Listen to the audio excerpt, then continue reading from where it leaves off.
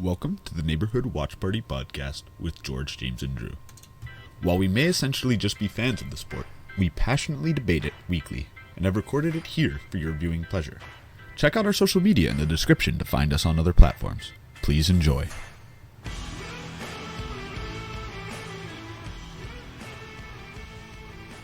All right, let's get into the second week of the Neighborhood Watch Party podcast with George, James, and Drew. I'm Drew, the Steelers fan extraordinaire, but we're going to hop right into the action here. We've got some good stuff for you lined up today.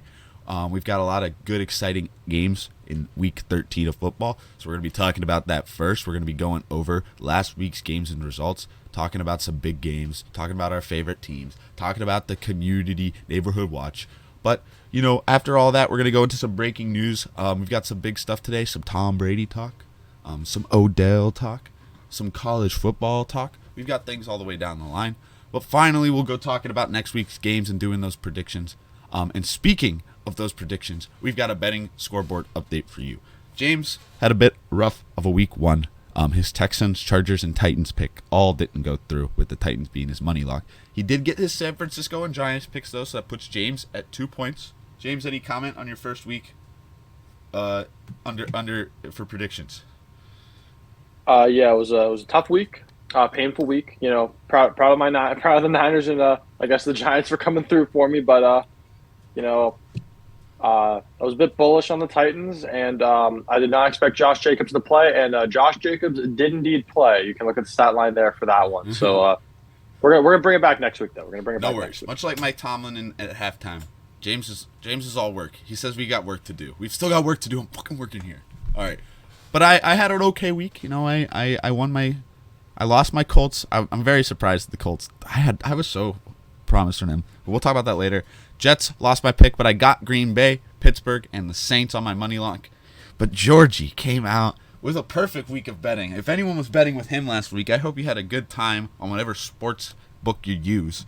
George, Giants plus 2.5 right. Pitt -1 right. Cleveland -7 right. Buffalo -4 right. And the money lock of the century, Lions +1 when they dominated. George, predictions all around, even against the community team. How did you put together this performance? I mean, it was a really simple strategy going into the week. You got to pick the hot hand here. And Giants and Commanders, that was a toss-up. The Giants pick was really just to mess with James a little bit, I'll be honest. So that was a little bit of an anomaly. We got a tie. A field goal in overtime could have ended that bet right there, but we took our time. We walked away. Pittsburgh and Cleveland are heating up, guys. I mean, I think they both strung together a couple wins in a row. They're fighting for that last dying hope of a playoff chance. Ride with the hot hand. Same thing with Buffalo -4. I'd put down a Buffalo -4 bet on against almost any team in the league, because they could beat any team in the league by more than a touchdown when the real Buffalo Bills show out. And then the Detroit Lions, man. Won 5 of the last 6. They're hot. +1 was just... They're hot. They're hot. I mean, they won 40-14. The +1 was a no-brainer there out there. I think they were even down in Jacksonville, but again, we should have headed up to Jack's Casino in Cleveland last week. Let me tell you, we were hot. All right. But yeah, betting scoreboard update. That puts George at 7, Drew at 5, and James at 2. We still got a lot of football left. It's anyone's game here at the Neighborhood Watch Party betting extravaganza. But with that, we're going to hop into our first portion where we actually start talking about the content that y'all want to hear about. And that's going to start off with last week's game. So I'm going to throw it to George, who's taking us on a big game hunt today. George likes his hunting. He can show us some big games that are out there this week. He's got 2 for us lined up, I believe. 2 for us. The first one, last night's Monday Night Football game. The Buccaneers' crazy comeback against... Who the heck was that again? Oh, the Saints. Oh my gosh, come on. Oh my God, George, no. George, my money lock. My money lock. George, come on. I brain farted for a second. It's all right. I mean, the Saints deserve to be forgotten after losing this comeback loss.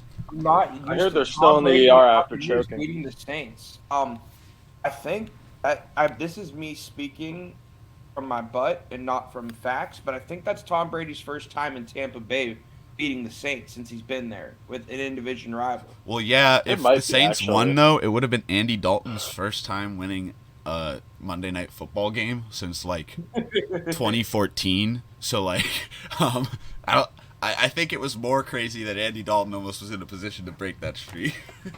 Yeah, but it was a crazy comeback. The Buccaneers were down 16-3 with 3 minutes left in the game. Tom Brady organizes a beautiful drive to go down, score a touchdown, and then they don't onside or anything. They just kick the ball to the defense. They kick the ball back to the Saints. Trust the defense. Defense gets a quick 3 and out. They got the ball back because the Saints tried throwing it. They got the ball back with 2 minutes and 40 seconds left. Tom Brady with a timeout, 2 minutes and 40 seconds, you're doomed. And it actually took them about all the 2 minutes and 40 seconds. They scored 3 seconds left. They actually scored twice. But the first touchdown was called back for a holding. And then they ended up getting it in the end zone with 3 seconds left, added on the extra point. And that is Tom Brady's biggest regular season fourth quarter comeback. I had to note regular season because he did something to the Atlanta Falcons in the Super Bowl, but that's the postseason. That is true. Yeah, that's a painful time. The latest touchdown in a game in Tom Brady's career. So with 3 seconds left on the clock, that was the latest touchdown that Tom Brady's ever thrown in an NFL game. So really a stat-breaking night for a guy where it's hard to find new stats to make up to pat him. And this game was big for the division, too. If the Buccaneers would have dropped this, the NFC South would have been an absolute open door for all 4 teams. I think all 4 teams would have been within a game of each other. But now the Buccaneers move up to 500.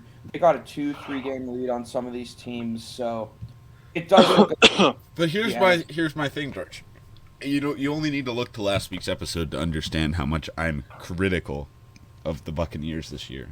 Tom Brady's time, and we could save like Tom Brady good questions for later in the show. But when you're looking at this game, like especially with the odds of coming back, Brady rallied the troops here, but like I saw another picture last night of him yelling, just like throwing a tablet or something. The question you have to ask yourself is, why did it take him 57 minutes to score 3 points? Yeah, the Bucs offense was a little bit. A whole football game scoring 3 points and then scored 2 touchdowns in the last 3 minutes. Yeah, that's not a good look. I'm not thinking too deep into this because, like I just said, the Saints have had Tom Brady's number since he's been in Tampa Bay. So the fact that he actually, and when I say had his number, they don't beat him in close games. They've been like beating him. Like his Super Bowl. Yeah, but that was like Drew Brees, right? I don't think that was Drew Brees. No. Drew Brees beat him twice, except in the playoffs, and then I think Winston beat him last year once, maybe. Winston last year that hit. But either way, the Saints have had Brady's number defensively too since he's been in Tampa Bay. So the fact that he finally got out with a win I would think of it as a positive in their eyes. For sure. No, but I mean, the one thing I want to talk about with this game, though, is like I think that it's like fair to talk about like the Bucs not being able to score any points until like the last 5 minutes of the game, because that's pretty substantial. But the Saints just choking their way out of this game. I mean, they had this game on lock. They literally just had to get a first down and they would have won the game, or their defense just had to perform at the level it was performing all game, and they just didn't. Like, I mean, and George, I know you're saying like that the Buccaneers defense got 3 and out. I mean, no offense, Taysom Hill just dropped the ball. Like, Andy Dalton put a ball in Taysom Hill's chest and he dropped it. Like, that was good defense by the secondary. That was a drop. That was a drop by Taysom Hill. Andy Dalton hit him in the chest and he dropped the ball. He got hit when he caught it, sure. But, like, dude, you got to hold that ball. It's the game. Like that. Like, you can tell you want that's a better defensive play. It's not a poor offensive. If we're also talking about Tampa Bay's defense, they held the Saints to 16 points in the game. When you're in the NFL and you hold your opponent to 16 points, you're supposed to win. Yeah. I mean, maybe sure. usually this year, I don't know. I mean, the offense for the Saints could have been better, yeah. But, like, the fact that the defense gave up back-to-back scoring drives in a game where they really hadn't allowed much aside from the first drive of the game, I mean, that's situational coaching right there. And I know, obviously, Tom Brady's a great situational player, so I'm not going to sit here and act like, oh, they just, it was just an average QB that did this to them.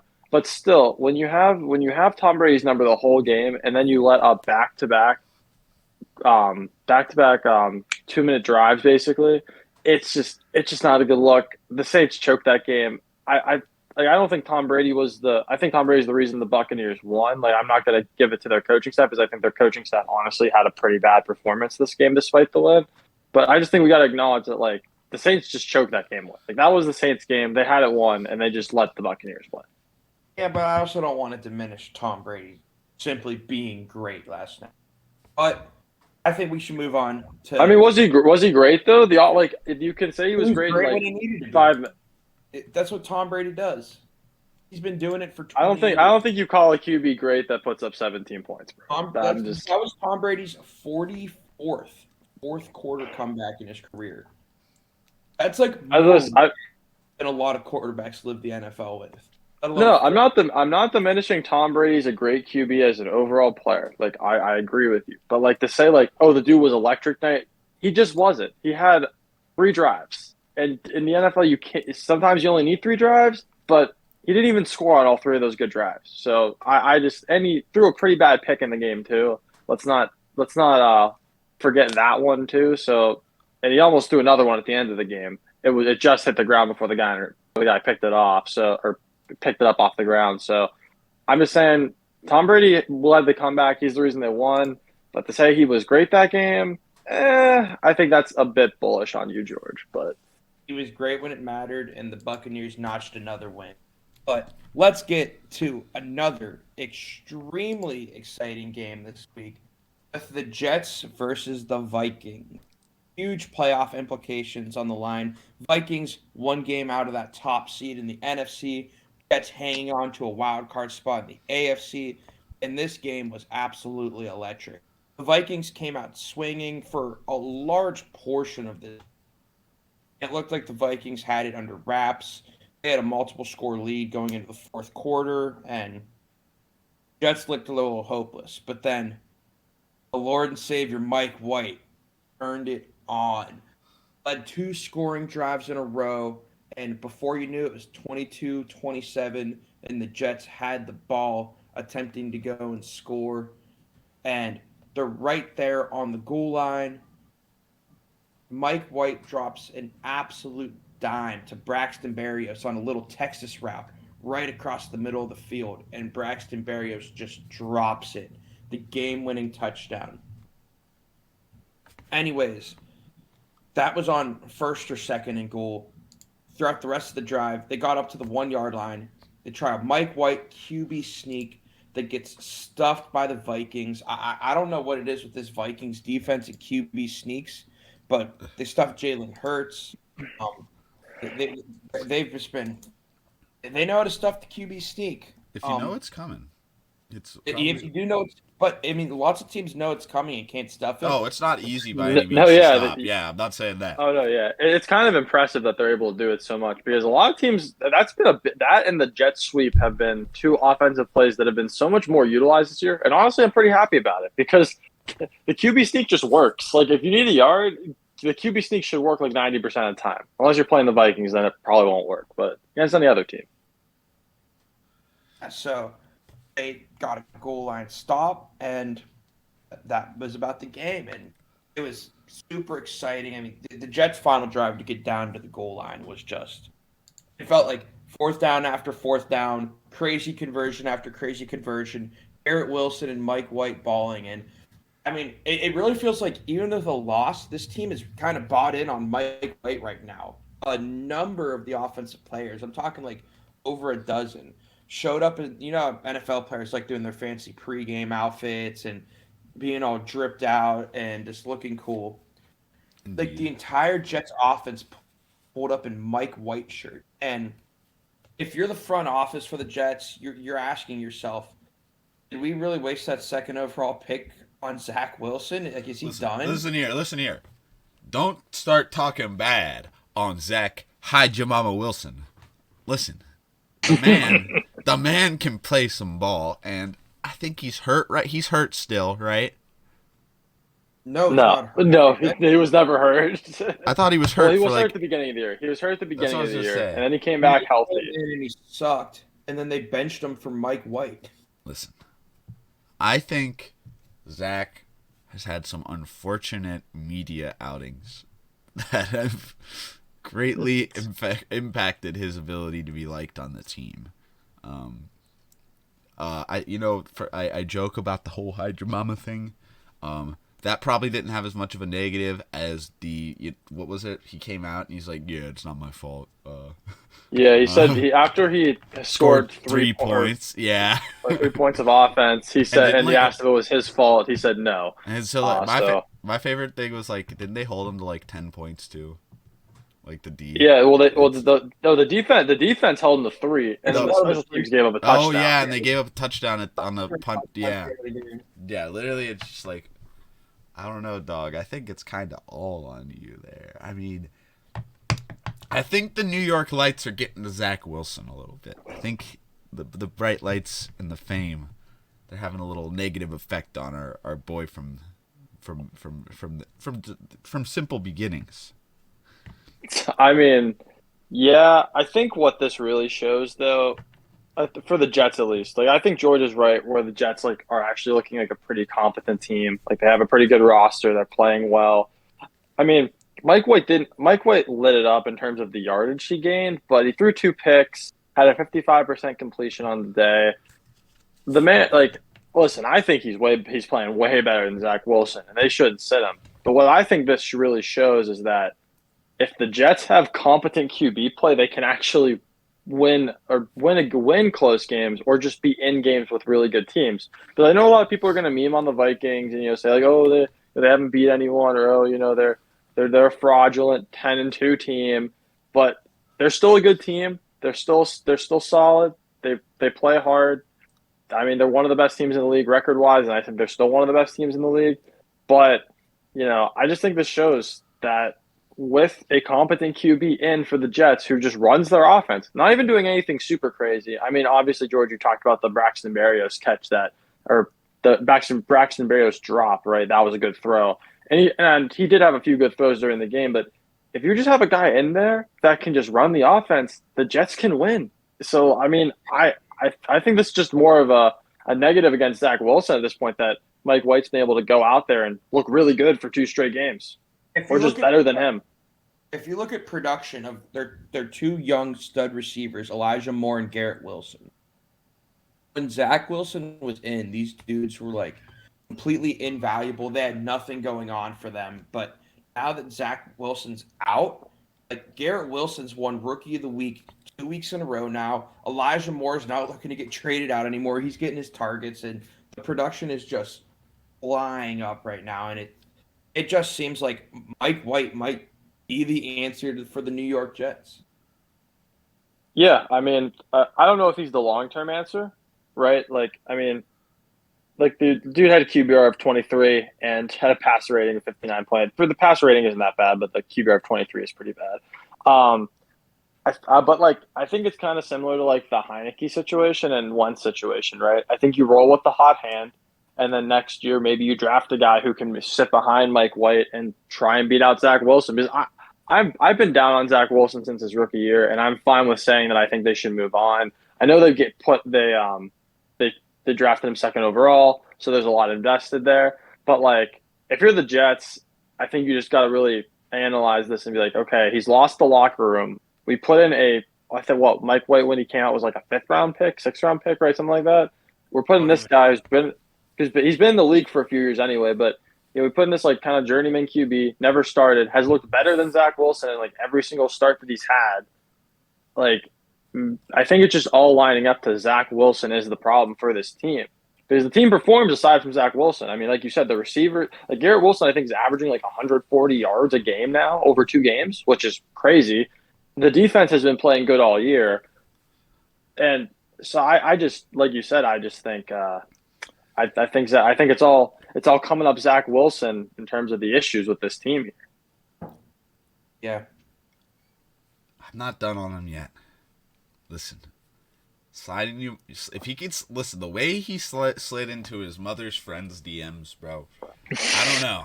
There's something about that attitude that you need. He's a dog. I think there's a competitor in him.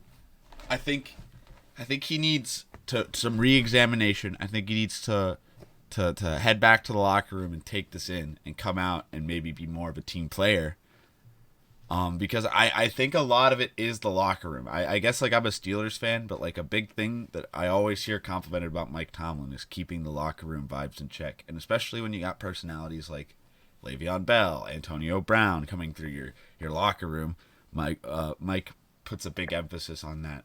And so like part of me is like, I feel like a Steelers QB would never have come out and said that in the first place because they would have known they lost their job if they say that. Most people's QBs would have said that. But that's my point is like, to come out and say that, you have to have a reason for that.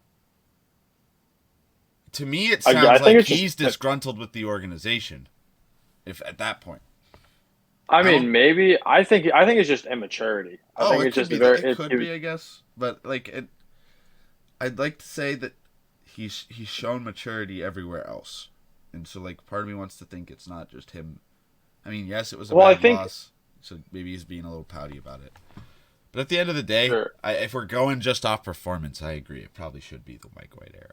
Well, I just think you have before the year even starts, you have the mom incident, we'll call it, right, which brings a lot of unneeded outside attention into the locker room, and then you have him get hurt in the preseason, so he's really not with the team for the first like start of the year, right? You have Joe Flacco and Mike White, then he comes back.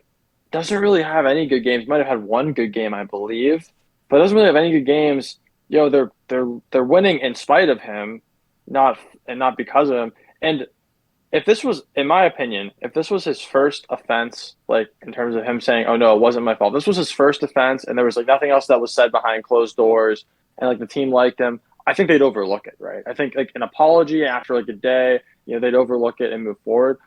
I just think there's probably been a lot going on in that locker room behind the scenes that we don't know about.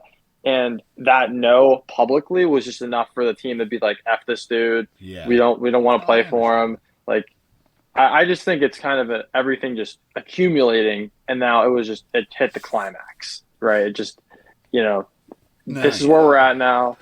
Zach Wilson's on the bench and Mike White is the starter for the New York Jets. And it's all because of Zach Wilson. So, I mean, maybe like you said, Niter, maybe he can still turn it around. Maybe this time on the bench will give him some reflection time and he'll really be able to come back stronger. But I've never been a Zach Wilson fan, so this is kind of just what I've expected.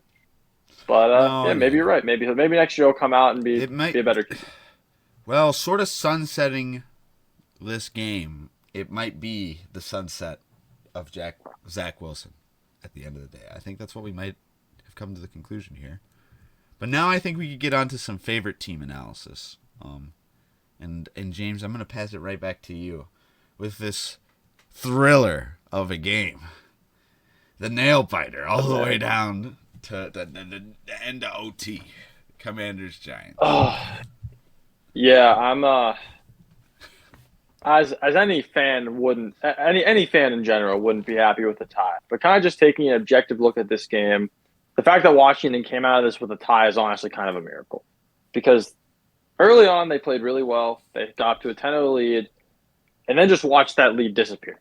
They gave up, I think it was 7. They gave up 10 straight, then took the lead back at 13-10, then went down 20-10. And then came back, obviously, to tie the game in the last 2 minutes. Like they had a 90-yard drive in about a minute 50, I believe. It was like they got the ball back with like 3 minutes 50 left. They drove 90 yards and scored. But yeah, like there were only 3, the first quarter and then the last drive of this game were the only time Washington looked really good, at least offensively. The defense, I think, overall played well. The only really big play they let up was the Darius Slayton deep ball, which there was a rookie corner against Slayton. Slayton took advantage, and then I think it was Christian Holmes, who was the rookie corner, went out after that. They let Barkley run on them a bit, but Barkley's going to do that. What really killed them, though, was Daniel Jones going over 70 yards on the ground. Some of that being scrambles, but Danny Dimes wasn't throwing dimes. He was fucking running. But, yeah, he was Yeah, no, I mean they that killed them. The 70 yards on the ground killed them. I mean, it's inexcusable. You can't do that. I really was hopeful that they could stop that. They didn't. I also do want to point out, though, before moving on to the offense, that Payne and Allen, like I said last week, are in my opinion the best defensive tackle duo in the league. Proved it again this week. 12 tackles, 3 sacks, 3 tackles for loss, and held Barkley to only 3.8 yards a carry. I mean, as a duo, if you're doing that, I mean, you're doing great things there. Jonathan Allen, Deron Payne, big shout out to you guys. Played a great game. You weren't the reason we tied that game. Um, the Washington offense itself had moments. They got off to an early lead, like I said, 10-0, but really couldn't sustain it. It's kind of the same issue they've been having. They get in the red zone and then just can't convert. And I want to point out the tight end group today was so bad, or yesterday was so bad. I mean, I think they had 3 or 4 holding penalties, dropped balls. It was so bad. I mean, the team ran well on the ground behind Brian Robinson, Antonio Gibson, but the line didn't help them at all. Neither did they help Heineke. I mean, Heineke had 2 fumbles because he just didn't have time to throw. Man was hit from his blind side twice, and just the ball came out. They recovered one of them, didn't recover the other. Just the O line and the tight end group today just did not play well. And in fairness to the O line, they were hurt, so I can give them a little bit of I can be lax on them a bit because they did lose their center in the middle of the game, and they did lose their starting right guard in the middle of the game. But man, the tight end group needed to play better. And then special teams, aside from that, they played bad. Special teams were bad today. Aside from Tressway, the punter played great, but Sly missed 52-yarder, had a few bad penalties on special teams. Just can't be doing that in a close game, and that's why they tied. However, before moving on to the Niners game of the week or the Steelers game, I just also want to point out that we talked last week about the Heineke versus Wentz debate, and in this game, I think it proved why Heineke should start over Wentz, and I'm pretty sure Rivera in a press conference said that when Wentz comes back, they are going to go with Heineke still. The Wentz is going to be the backup until he's needed to start. So, which I think is a good decision because in this game, Washington gave up 4 sacks, and there should have been a lot more. And the only reason they didn't give up more is because Heineke was able to move around in the pocket and extend plays. If Wentz is in there, Wentz is taking 8 or 9 sacks. That and the fact that Heineke gets the ball out quickly because he knows the offense. Like the 2 reasons I talked about last week, why Heineke should be in instead of Wentz, just showed up today. Like if Wentz was in, they would have lost the game. The fact that Heineke was in, they didn't win, but they tied. So again, to me, this game just is a real referendum as to why Heineke should start over Wentz. No, and I think the Steelers had a pretty good game. Steelers at the beginning of the year had a very similar situation. I think this is like the same exact argument is why Kenny came in for Mitch. Mitch was just staying in the pocket, and he wasn't moving, and he wasn't feeling a blitz coming, and so he was getting sacked 4 or 5 times a game, and everyone was getting a little annoyed with that. And so, like, I definitely understand transitioning to a more mobile back or quarterback. But I mean, when you just have a bad O line, you have to. Like, you can't afford a statue back there. Same for the Steelers. James, I do got to ask this. What's up? Heineke's inability to stretch the field like Wentz, at least like Wentz used to be able to. I don't even know if Wentz can anymore, but MVP season 2017 Eagles Wentz. I mean, I'm looking at the Heineke stats right now. He only averaged 6.7 yards per completion. And so he's dinking and diming, and that might also be why I was avoiding some sacks. Do you think that's going to hurt you when you get to the playoffs and you catch a team like the Vikings that have Justin Jefferson or the Cowboys that have CeeDee Lamb that are going to try to stretch the field? Yeah, I definitely think that's a limiting factor. I mean, I've been very open. Like, I love Heineke, but like he has a limited QB. He does a few things really well, hence his mobility. Feeling pressure, and he's a great leader. And he's really good at, like I said, he knows the offense like the back of his hand. He's been in the offense for 6 years because he's been with Scott Turner for 6 years.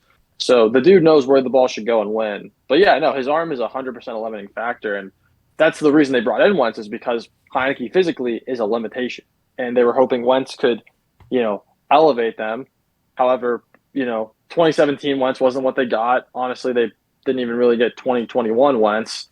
They got probably just They probably did get 2021 once, but maybe a little bit more immobile. Dude just can't move in the pocket, and Washington's line this year has been really banged up. It hasn't been as good as it should have been. So, you can't have an immobile QB back there, and that's why, whether or not Heineke limits them, I think ceiling wise, I think their floor is raised so much higher with him in, just because he knows where the ball should go and can extend plays where Wentz can't. And he still does have a few deep completions. It's not pretty. Like, the deep completions aren't pretty by any means, but he gets the ball in the hands of his receivers. Jahan Dotson had a huge play at the end of the game to tie it. Terry McLaurin had a huge touchdown. And I mean, if you can do that, that's all you really need. And they have a good defense. So if their defense plays well, Heineke can just manage the game. They can stay in any game with any team. I mean, they've proven that they can beat the Eagles, and they've proven they could, keep it close and almost beat the Vikings. So I mean, two best teams in the NFC. They haven't played the Cowboys yet with Heineke, but two of the best teams in the NFC they've stayed close with. So yeah, I think they can. All right. Yeah. And then, I think I can take over here. We've got one last favorite team game here. My Steelers pulling it off against the Falcons. It's been a while. We got to give George his due. You're right. You're right. Sorry, George got to talk so much at the beginning. I thought that was all we had to hear from him here. But Steelers Falcons. It's been a while since the Steelers have got back-to-back wins. It's been a while for a lot of things. For this big thing I got to say. I know he's on my fantasy team, so I'm a little biased towards it. But Pat Freiermuth breaking the Steelers' 21-game streak without a 50-yard or more pass, with just shoving people out. He would have went the whole way if Gunner wasn't being stupid in front of him. I didn't even get to watch this game. I was driving back from Michigan. I was in my car listening to this on the radio. And I was just happy to hear Freiermuth caught the ball, because I was like, oh, fuck yeah, I'm getting like 2 fantasy points. I hear he breaks the tackle. I'm like, oh, Freiermuth shaking bodies. And then I hear Oshevsky's in the way, and I'm screaming. Like, I'm in my car, I'm on the highway, and I'm screaming. But this was a glorious play to even listen to. It was just, but there was a lot of stats that I think were very weird. I was kind of talking to George ahead of this. I sort of called this week a conspiracy in the NFL. I'll start with the Steelers, and I could talk a little more about it later. But the Steelers, the conspiracies that hit me there today were, 1, us breaking our 21-game streak, but 2, Connor Hayward gets his first touchdown of the NFL year. I like watching this guy. I like the way he plays, and there's something about that family. I don't know what they got in him, but I think having more than one Hayward on your team is not a bad idea. When we're looking at other things, though, we got to look to their dad, who was a former Falcon. We're playing at the Falcons, and this is where he gets his first touchdown. And I was just like, oh, that's nice that he gets his first touchdown, where he plays his parent formerly played. I mean, it was one of the teams his dad formerly played at, but I start hearing a lot of things around the end. There's a lot of different stuff. We'll talk about it later, potentially. But staying on the Steelers game, there was a lot of weird stuff, I think, happening. We were talking positively about Deontay last week, and I think a little scary, a little negative here. The drops showed back up. He had a couple of them in this game, and I can't necessarily say how contested they were. Again, I was listening, but the commentators did make it very clear that those counted as drops. So I was a little disappointed. I was a little disappointed to hear that, because he was clutching up last week, and I was like, oh, okay, we could maybe get a little. He dropped the touchdown. He finally had his opportunity to get his touchdown this year. He drops it. And another thing too, I talked about it last week. The Freiermuth reliance, and then the lack of Freiermuth at all showed itself. First half. Let's look at the first drive. The Steelers passed to Pat Freiermuth on 3rd down 4 times back-to-back on the first drive. He caught it the first 3. The 4th time was in the end zone. Or somewhere like that. A later one maybe was the end zone one. But first half, Muth puts up 3 receptions for like 67 yards. 70-something yards maybe, I think. Dude was balling out. Second half, doesn't get a catch at all. Nowhere to be found. He has a couple. I think he gets targeted a couple times. But it once again shows what I kind of critiqued last week, which is that the Steelers can only play one half of football. We go into this half up with a big lead. You know, our offense isn't performing well, but, you know, we start out field goal, touchdown, and then field goal, I think. You know, like, we're looking decent. We're turning things out, and then we just stalled. Like, practically the first 4/5 of the second half. We don't play until we absolutely need to and let the Falcons back in the game, you know. I mean, I'm happy with the way our certain things performed. Our defense holding the run to what we did was pretty good. You know, I'm a Cordell Patterson fan. I'm invested in his trading cards, but we shut down the run, which was good. But I think there are also things to critique on defense. Like, one, I didn't hear TJ Watt's name once called. I don't think he did much last week. He might have got some tackles or something potentially, but I don't think he got a sack. I don't know I know he's still hurt. He's playing with like braces and stuff. But I don't think TJ's near even close to 100% yet. And I think our sack numbers are showing it because those still aren't back. And I think it's definitely helpful. I think the one place I did notice him in TJ Watt, he made a good pass coverage play, which is something I don't think our backups have the ability to do. Our backups more just sort of just charged because that's what we tell them to do. TJ Watt is an animal. No, and that's true. But I mean, I'm sure he's getting the double. Don't get me wrong. But I was very disappointed to not hear his name more often. And I think just on both sides of the ball, even on special teams, we were letting a lot of we let so many long runs through. Like we had a Presley Harvin's punt at the end to pin him on the 1 yard line though was so nice. So compliment. But this is the thing. There's so many good things on special teams. It's not like the Steelers can have a normal performance. It's like we have all this good stuff to talk about, and then we have all this really bad stuff to talk about. And it's like we gotta. And every week we can't just have a good week. We have to give them a chance to get back in it. And I hate that. I mean, it makes games fun to listen to, I guess, but my nails are very not present, you know. And that's all I've got to say about this game. We've got up. The only other thing that came out of this game, a little controversy, was in halftime. I don't know if you guys saw the clip or not, but I sort of hinted at it at the beginning of the show with James's attitude. Mike Tomlin, like, yelled at this one fan at halftime. Like, apparently he was, like, on his way to the locker room to give his talk. So, like, people, I was watching it on the McAfee show cover. I know I watch a bit of this, and this is where I get it. But, like, much like they said, I, as a Steelers fan, don't care at all. Like, when I hear this, I'm like, fuck yeah, that's my coach, you know, that's my boy. Like, that's a dog mentality. But Mike Tomlin's just, like, walking out, and he's walking, and this guy has, like, his phone in, like, a selfie stance. He's like, oh, Mike Tomlin. And he's like, fuck, man, I'm working. And he just ignores him.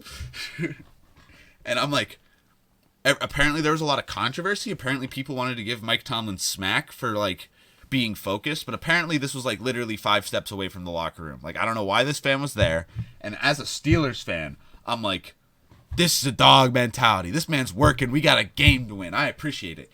Now, am I more disappointed with the way we came out in that second half after he's telling that fan he was working here? I don't know what Mike was working on there because we just started performing worse, but you know, I like the attitude. And that was a little, I want that. I want someone to make like an EDM club beat to that.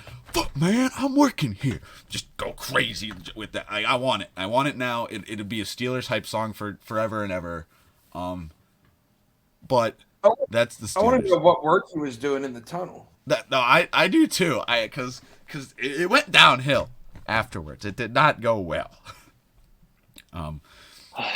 I mean, I guess in fairness to the Steelers, I know like Mike Tomlin's like a really well-regarded coach in the league, but I do think that Arthur Smith, the Falcons head coach, is a very good coach, at least offensively. Like I can't tell you how the Steelers' offense just was kaput after the half, but I can understand the Falcons' offense showing some life after halftime. Arthur Smith's a good head coach. He runs a really good scheme. It's a very run-heavy scheme right now, and I think partially that's because he has Marcus Mariota at quarterback. Maybe not for long though. They hinted at a QB change might be coming in Atlanta soon, so they might be putting in Desmond Ridder soon.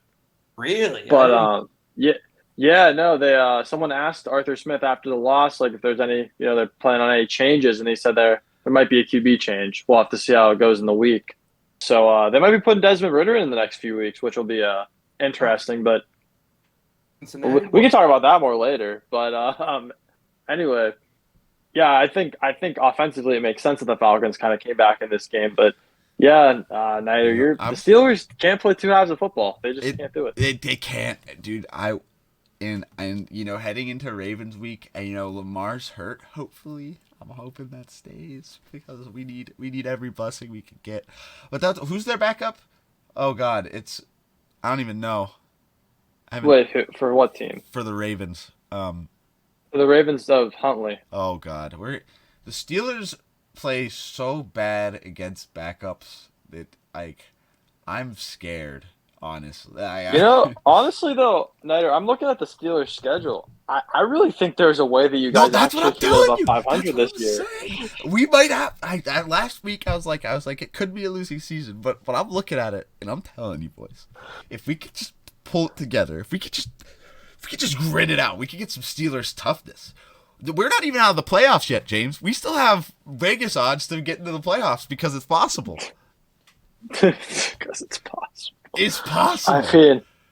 You I'm looking at your schedule. You have the Ravens with a backup QB. You have the Panthers, the Raiders. The Raiders have been looking hot. The Ravens again, which Lamar should be back, but no one really knows. No, Lamar and then the will Browns, no, the Lamar who have a broken QB. So no, but there's one game I'm worried about there. I agree. Is the Raiders game. But let me tell you something about that Raiders game. You want some big predictions ahead of time? Steelers are winning that game by like 30. You want me to tell you why? That is New Year's Eve. That's going to be some snowy Pittsburgh football. And you know what? That is our Hall of Fame inauguration day. Franco Harris is in the building. Big Ben Roethlisberger is going to be in the building. Jerome Bettis is going to be in the building. Troy Polamalu's going to... All of the Steelers legends are gathering for this Raiders game because we're going to... If we don't win this game, it's the crux of the season. I'm telling you, everything's on the line here, and it's going to be cold. It's going to be snowy, and they ain't going to be able to throw the ball. Those Raiders, they're going to be used to their warm weather. They're going to come into Pittsburgh. It's going to be a Las blizzard. Vegas. In their little dome. They're gonna get snowed on down in Acrisure Stadium. Oh God, I hate it. I'm gonna be real though. I don't know if a big animated ketchup bottle makes noises when TJ Watt gets a sack. Yeah, it's gonna be. They're not gonna know what's happening. It's gonna be a blizzard, and the only flash of color these Vegas guys are gonna see is the neon lights of our ketchup bottle. And as they're like dazed looking up at it, they're gonna be like, "Oh, Vegas lights, we're home." It's gonna be a big Heinz ketchup bottle. And then some alternative metal song named Renegade comes on. Dude, it'll be incredible. Although, not to play devil's advocate, I don't know if anyone can stop Josh Jacobs on the ground right now. But I like the prediction. Listen, we're the sixth best run defense. I like our. I'm not saying we're gonna stop them completely. But we stopped. The Falcons were the second best rushing offense in the NFL, and we held them to like under 100 rushing yards. That's a dub. No, I mean that's solid. I mean, and we have some weeks until this game, so we'll see if the Raiders are even going to be playing for anything because they're playing themselves back into playoff contention too right now. I mean, they're the same record as you guys, so they have about the same chance as you guys. We might not win that game by 30, like I'm memeing. But I get it. Everything about that week is telling me the Steelers are pulling it off. No, but I hear you. But anyway, we still have George's favorite team. Got the best game of the week going down. All right. Browns, Texans, Colts. Final score was 27-14. I predicted 31-6, and let me tell you guys, when I was watching this game, it was very close to ending up like that. Houston got a trash time touchdown, and they also got a stop in their territory late in the game. So my score prediction was very close to being right, but we ended up easily covering the spread. The story of the game was the Browns' defense and special team. Donovan People-Jones had a punt return touchdown The Browns had 2 defensive touchdowns, Tony Fields the second and Denzel Ward. Nice to see the Warden back out there getting active, everything. And I mean, I think just about anyone who plays professional football could have scored the touchdown that Denzel Ward scored. I think I was able to score it, but nonetheless, it's nice seeing him out there making big plays for the Cleveland Brownies. But no one cares about the Browns defense and special teams. We have to talk about the important, and that's Deshaun Watson's performance. Deshaun Watson was 12 for 22, 131, and an interception. Especially in the second half of the game, he barely attempted passes simply because we didn't need him to. Nick Chubb was averaging 5 on the ground. Kareem Hunt was averaging 6. And that's what the Browns need to stick to throughout the rest of the season, and they need to realize that if they want to win out and have a shot at these playoffs. I mean, Chubb and Hunt are animals on the ground. It's starting to get colder. You don't need to be throwing that ball through the air. But Deshaun Watson's, we'll call it his rust, was somewhat concerning if you're a Browns fan. Now, the guy hasn't played football in 700 days. He had 1 week of practice with the team, so I didn't expect him to come out here and look like Patrick Mahomes. But he was particularly bad in his accuracy, especially short passes like slants. He was just burying them in the dirt. And then I will say he had the interception was a bad play. He had 1 bad throw, the interception. I think he just simply did not see the guy underneath. I think he thought he had Amari Cooper one-on-one in the end zone, and that guy cut underneath, and he just didn't even see him. Watching the game live, I didn't see him. When that ball got picked, I was like, whoa, how'd that happen? He was playing a little bit of like a bullet safety kind of thing. But overall, I was pretty impressed outside of that pass by Deshaun's decision-making. He looked like he was picking the right guys, and our receivers were getting a little bit of separation, but just inaccurate. Short, medium, long, just inaccurate all around. And again, first game, a little bit of rust, and we got away with it because it was the Houston Texans. We had 3 defensive and special teams touchdowns, but next week against the Cincinnati Bengals, he's not going to be able to get away with that. So yeah, I was going to say. Overall, I mean, here's the takeaway from the Browns game. Defense and special teams looked incredible, and the run game looked incredible. Once you add that element of the passing game, which is what we've been missing all year, this team's going to be really hard to beat. But I got a question, George. How many points do you have to be down in the Bengals game to put Jacoby Brissett back in?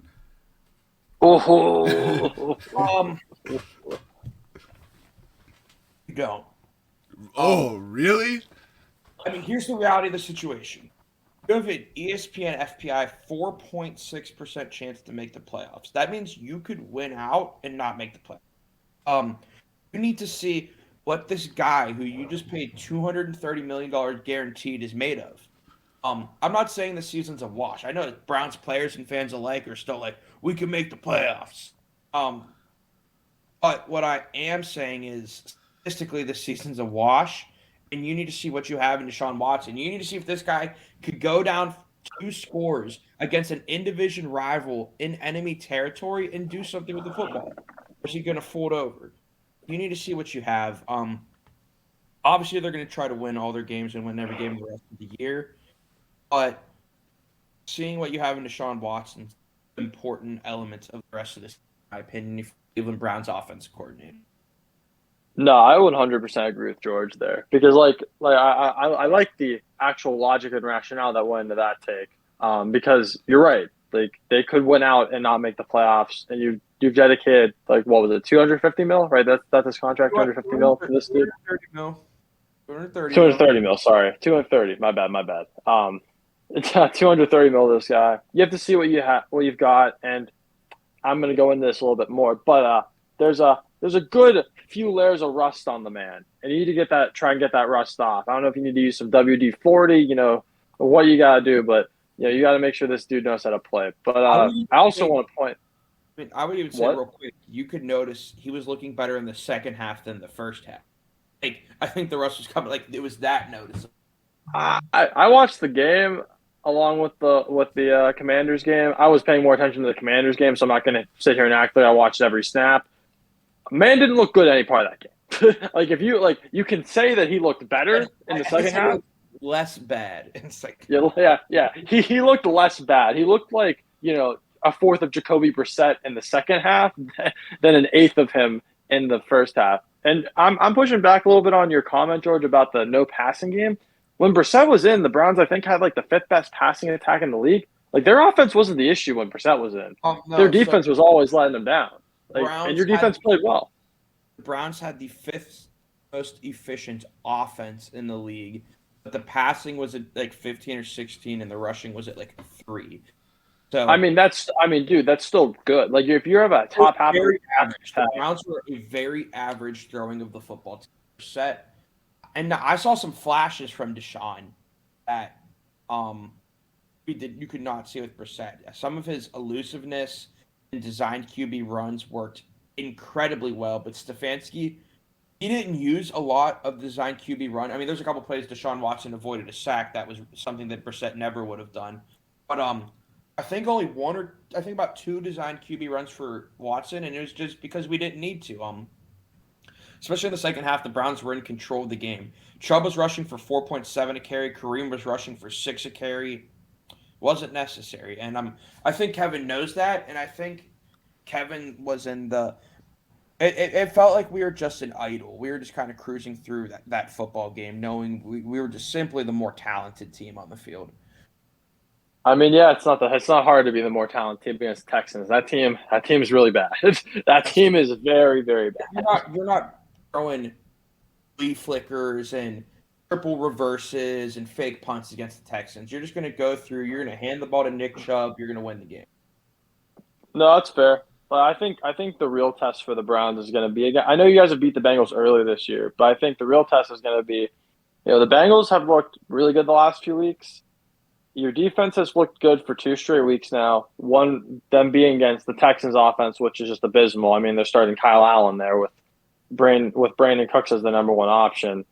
And, you played them against the Buccaneers, which was a good win, but the Buccaneers offense hasn't been what anyone's thought it would be all year. Their line's really hurt.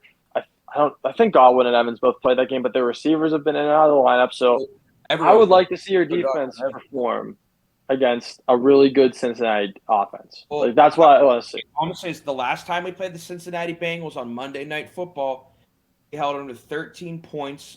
Myles Garrett had like 3 sacks. He was just an absolute menace. And right now, he's still putting up stats this year, but if you look at like efficiency ratings and compare it to the double teams and just like who's the most impactful defensive player in the NFL this year, it's Myles Garrett. Myles Garrett is playing on a level that's just incomparable to anyone else at the moment. And I know there are a few players that have more sacks than him, but all around, he's by far the most double-teamed player in the league, and he's still producing at the highest level. So he showed it against the Bengals, and I think the Bengals are going to game plan for him and double-team him more than they did the last time. But if the same Browns defense shows up that they did against the Monday night game earlier this year against the Bengals, I feel great. Even if Deshaun Watson still as rusty as could be. But if it's not that Browns defense and we don't get after Burrow, it could turn into a long game quickly. No, yeah, 100%. But we're going to talk about this game a little bit more later. No, sure. But Nider, do you want to introduce the community team? Yeah, we could. It was it's a little sad week for us. George predicted it. George had it coming ahead of time, but we did not have a good performance from our Jags this week. They fell 40-14. Jeez. At home. Yeah, it was at home. But I mean, Trevor's hurt. Yeah. Trevor looks like he got hurt, right? Is that long term? I was going to talk. Well, we could talk about this now. Yeah. Trevor had an MRI yesterday on his left foot, and Doug Peterson's only report on it is it looks promising. He's officially listed as questionable for next week's game against Tennessee in division game. Who do we have backing us up? Who's our backup QB down? CJ Beathard. Oh, okay. That's not terrible. It's pretty terrible. I mean, it could be worse. Tim Blow could be out there. Yeah, so you need Trevor to play if you want a chance. Well, you can still pick up people this late in the season, right? Yeah, off a practice squad, you can. Yeah. Hear me out. Hear me out. Well, there's someone that just got dropped down Oh, in Pantherland. We'll talk about this in the breaking news. I forgot that just happened. Wait, who just got dropped out? Oh yeah. Oh wait. Yeah, you're right. I'm dumb. Yeah. Baker I mean, Mayfield. All right, we'll talk about that. Yeah, later. We'll talk about that later. Let's summarize this game a little bit more. Lions. I don't know. I don't even want to say the Jags defense looked terrible. The Lions But are going terrible. crazy. The Lions offense was insane. Jared Goff is playing at a Pro Bowl level right now. Amon-Ra St. Brown is playing like a top 5 receiver in the league. And the Swift and Jamal Williams backfield is like Kareem Hunt, Nick Chubb-esque. It's a hard-nosed 1-2 punch with two guys that would get reps in any backfield in the NFL. There's got to be something to say though. Oh my ETN God. has a really rough start to the game. You know. Sorry, we have other breaking news after this section Oh that my just gosh. happened. Oh my goodness, we're going crazy today. But my big thing The is Titans- I guess the there's Titans something just fired about their starting. GM. There's something about starting at your 21, getting a 4-yard run, and then fumbling the next play. That's really rough. You know, about starting a game. You know. When you get 100%. the ball, you're like, oh, this is good. You're trying to get some momentum, and then you're like consistent. ETN fumbles the ball on play 2 this game. Like it is hard, and then they come back with a touchdown. Like on a, they start at the 38, and they still manage to put together a 3-minute drive. You know, this first drive, the Lions. Like, Yeah, I mean, they got picked apart. I think the Lions are better than a 5-7 team. Like offensively, they have so many weapons. When I think the point of this game, really, at least to me, from what I watched of it, and from just seeing the low sack numbers and low pressure rate of this game, is that, and this is just true of any game that Jared Goff has played in Detroit. If his team is healthy and you give the man time, he will pick you apart. And Jacksonville could not get any pressure, which is disappointing considering they did draft a first overall edge rusher to be able to do that more, and maybe he'll get better as time goes on. But yeah, I mean, when you don't pressure a QB like Jared Goff isn't the best QB in the league, like by any means. But if you give him time with all the weapons, he has the arm. He can make the plays, and I mean, you're just seeing it. I am disappointed though with Trevor Lawrence though for kind of regressing in this game, because I do think he kind of regressed in the game, and that was not fun. Statement. Trayvon Walker is the most. I'm not going to say he's going to be the biggest bust at a number 1 overall pick ever, because I think he's not bad, and I think he could produce in Jacksonville for years to come. But he's the most untalked about number 1 overall pick in the NFL draft ever, and it's not even close. No, 100%. You're completely right. I think that was the issue with. No, but I think going into the draft, there was that issue, right? Because you had either him or Hutchinson. I don't think Hutchinson's really been that good this year either. He's been better, but I don't think he's really been amazing either. Huge production on the national championship Georgia team. Had an insane combine. It's picked number 1 overall, and everyone acts like he doesn't exist. And I mean, hey, George, maybe it takes him a year. Like maybe, next year he'll come out swinging and be a lot better. But it is really weird. And maybe that's just the reality of there were 2 DNs that were ranked 1 and 2 in terms of like draft order, and both of them probably should have been lower. But you have to take what you got, and they went up with the high upside on athletic ability versus a guy in Hutchinson that was more, as you could say, more consistent. Like he doesn't have the physical attributes of Walker, but he has more of the IQ there. But he's not living up to the hype. He's not living up to the hype at all. He's played in every game this year, and he has 2.5 sacks. He only has 2.5. He's played in every game. And those both have come week 1 then, I think. And his defensive snaps are all at between 70 and 90%, so he's on the field. How many sacks has Hutchinson had? Has he been crazy this year? Because I don't think he's been crazy either. I think he's been better than him. I mean, he has 6. and 3 of those came against Washington. Ironically, 2 of the sacks for Walker and 3 of them for Hutchinson came against Washington when Wentz was playing. So I don't really hold much to those, but yeah, neither one is playing great. Neither one is playing up to expectations. 6 sacks as a rookie with a number of games left in the season is not a bad number. I mean, you think he could probably get to about 10 there. That's pretty good for a rookie. But that's the second overall pick, though. And I think that's different. I mean, Like, Chase if you're Young won Rookie of the Year with 12 sacks. yeah.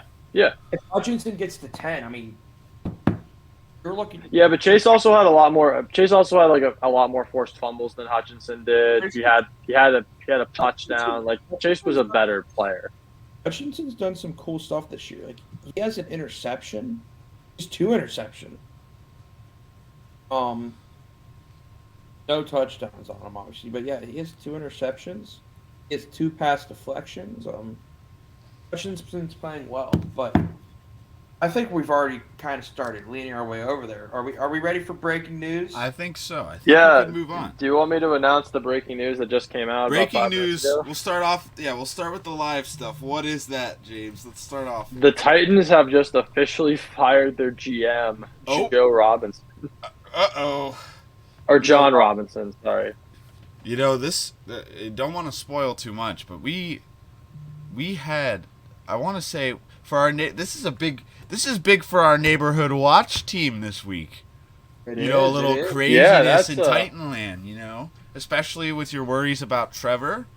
Maybe a little shake up on the Titan side of the ball will help you out. Yeah. Do we have any expected fill-ins? Do we know who's interim? What's going on? I'm looking. I don't know. A minute ago, so That's what I'm it wondering. came out. I mean, I'm assuming their assistant GM. There are some big implications. The Titans, despite the record they have, feel like this is a very underwhelming season. Well, because they haven't beat anybody. Their best win is the Washington Commanders, who is 7-5-1. So we're a pretty good team. I don't want to hear it. But haven't they? Did they beat? I guess they played close against the Chiefs. They played a close game against the Chiefs, which was, considering they had Malik Willis playing at QB, that was good. But yeah, no, they haven't really had any marquee wins. Their division's really weak. Yeah, this just feels like a really weird time to fire their GM. I don't really understand it. Oh, okay. The only thing that we do have is that the VP of Player Personnel, Ryan Cowden, will lead player personnel for the rest of the year. But that's the only information we have currently on who's replacing him. Can't blame the Titans for this move. If you look at the Titans roster, there are glaring holes all over the place. They still got old man Tannehill running the show, right? I don't even mind that. Tannehill's a starting quarterback in the NFL. No, yeah. How are you going to have Derrick Henry and not support that offensive line more? Their offensive line is because he's Derrick Henry. Because even if people get through, Derrick Henry just throws them. Outside of Derrick Henry, their skill room is absolutely awful. Like, the only reason I can name a bunch of Titans skill players is because we live with a Titans fan, which has forced me to watch more Titans games than I ever wish to. Yeah, the Eagles, some bad trade. Like, the Eagles definitely won that trade. The big one. Oh, 100%. Yeah. A.J. Brown went into Tennessee last week. Or no, I guess it was in Philadelphia. But A.J. Brown against Tennessee last week showed them that they lost the trade. Oh, 100%. I mean, and Traylon Burks hasn't had a bad year, but he's not A.J. Brown. A.J. Brown didn't play well. He absolutely bullied the Tennessee Titans. Like, it wasn't, I'm going to beat you some skill or finesse. He said, I'm going to stand right here, and you're going to stand right here, and I'm going to grab this ball, and there's nothing you could do about it. Well, and the thing with the Titans is, like, they just are always so hurt. Like, at least the last, 2 or 3 years, they've just been so injured. And their backups, like, they performed last year with a ton of backups, which is impressive considering they were the first seed. Lost in the first round, but they were the first seed and all that. But, I mean, when you look at, roster construction, like you were saying, George, their O-line has no depth. Their skill positions aside from Derrick Henry and Traylon Burks, who is doing well but has been hurt all year, is terrible. And their defense is solid. Like they have a pretty good roster on defense, I think, but they've just been hurt, and it's bad. As good as Traylon Burks has or hasn't been, I don't think he's particularly special. Let's look at all the receivers picked around and after him in this draft that have been balling. Chris Olave, Garrett Wilson, Drake London, Jahan Dotson, George Pickens. Like, and I don't know if Drake London's been balling this year. The Falcons don't throw. Drake London's been playing very Drake well. London balled this week against the Steelers. I had to Oh, tell did he you really? that. I heard his name a lot. These are all dudes picked right around Traylon Burks, like within 5 picks of him or picked after him. And Sky Moore, guys are all playing great. So even if you say he hasn't been a bust, he's been injured. He came into the draft knowing there was a history of injury. And all these other dudes are playing better. I would say right now he's the 7th best rookie receiver at this point in time. Like, no, you're completely Jameson right. Williams You're hasn't played yet. Once Jameson Williams gets going, he's going to drop more. Yeah. No, he might. And honestly, this is only anecdotal evidence because oh, is that me or? I think we might have lost Titans James. fan at the house. Oh, James. Yeah, no, sorry. Our resident Titans fan from the house was actually calling me when I mentioned him. I summoned him, I guess. But our resident Titans fan at the house has said that the Titans don't know how to draft and have drafted terribly aside from like Henry and maybe like 1 or 2 other players the entire tenure of this dude. So it's not really that surprising overall. But it's a weird time. I think it's a weird timing thing. Like, you would think they would wait till after the year to do it. But what do I know? No. Well, we've got a lot of breaking news to keep talking about, though. So we've got one meaty week of breaking news. George, you seem particularly fond of this next guy. So if you want to absolutely thrilled to talk about the performance of Brock Purdy, Mr. Irrelevant, the last pick in the NFL draft out of Iowa State. 4-year starter at Iowa State. Has about every Iowa State record you could think of and some Big 12 records. No one thought we'd be seeing Brock Purdy on the field this year. I mean, 49ers started the year with Trey Lance. He goes down early. No one even thought Jimmy Garoppolo was going to see the field this year. Jimmy Garoppolo comes out and just leads this team up to a charge and being one of the best teams in the NFL. Now, a quick Jimmy G update. They thought he had a Liz Frank fracture in his foot, those are season ending. However, hey, not for my boy Najee. No, Najee didn't have a fracture. He had probably like a sprain or something like that. But if it breaks, you're done for the season. But according to Kyle Shanahan yesterday, Jimmy Garoppolo's injury is not as bad as they first thought, and there's a chance we see him again this year. But that's irrelevant because Brock Purdy balled out yesterday, playing a good team in the Miami Dolphins. And that was Tua Tagovailoa's the Dolphins' first loss with Tua starting this year. It's Tua starting and finishing the game, I should say. And the San Francisco 49ers hung 33 on him. Brock Purdy, 25 for 37 for 210 and 2 touchdowns. And he's actually the first Mr. Irrelevant to ever complete a pass in the NFL. And historically, I'd say, okay, that's just like a random draft position, but historically, quarterbacks do get taken at Mr. Irrelevant just because it's kind of funny. It's almost like a meme across the league. But, just Brock Purdy came in, and Fred Warner in a press conference after was actually hyping up Brock Purdy because, being the third-string quarterback, he goes against the first-team defense at practice on the scout team all the time. And he said Brock Purdy has that it factor. He has that drive. He has that competitive spirit, and that Fred Warner, the star linebacker, said he feels completely fine with Brock Purdy running that offense for the rest of this year. So, incredible performance from Brock Purdy.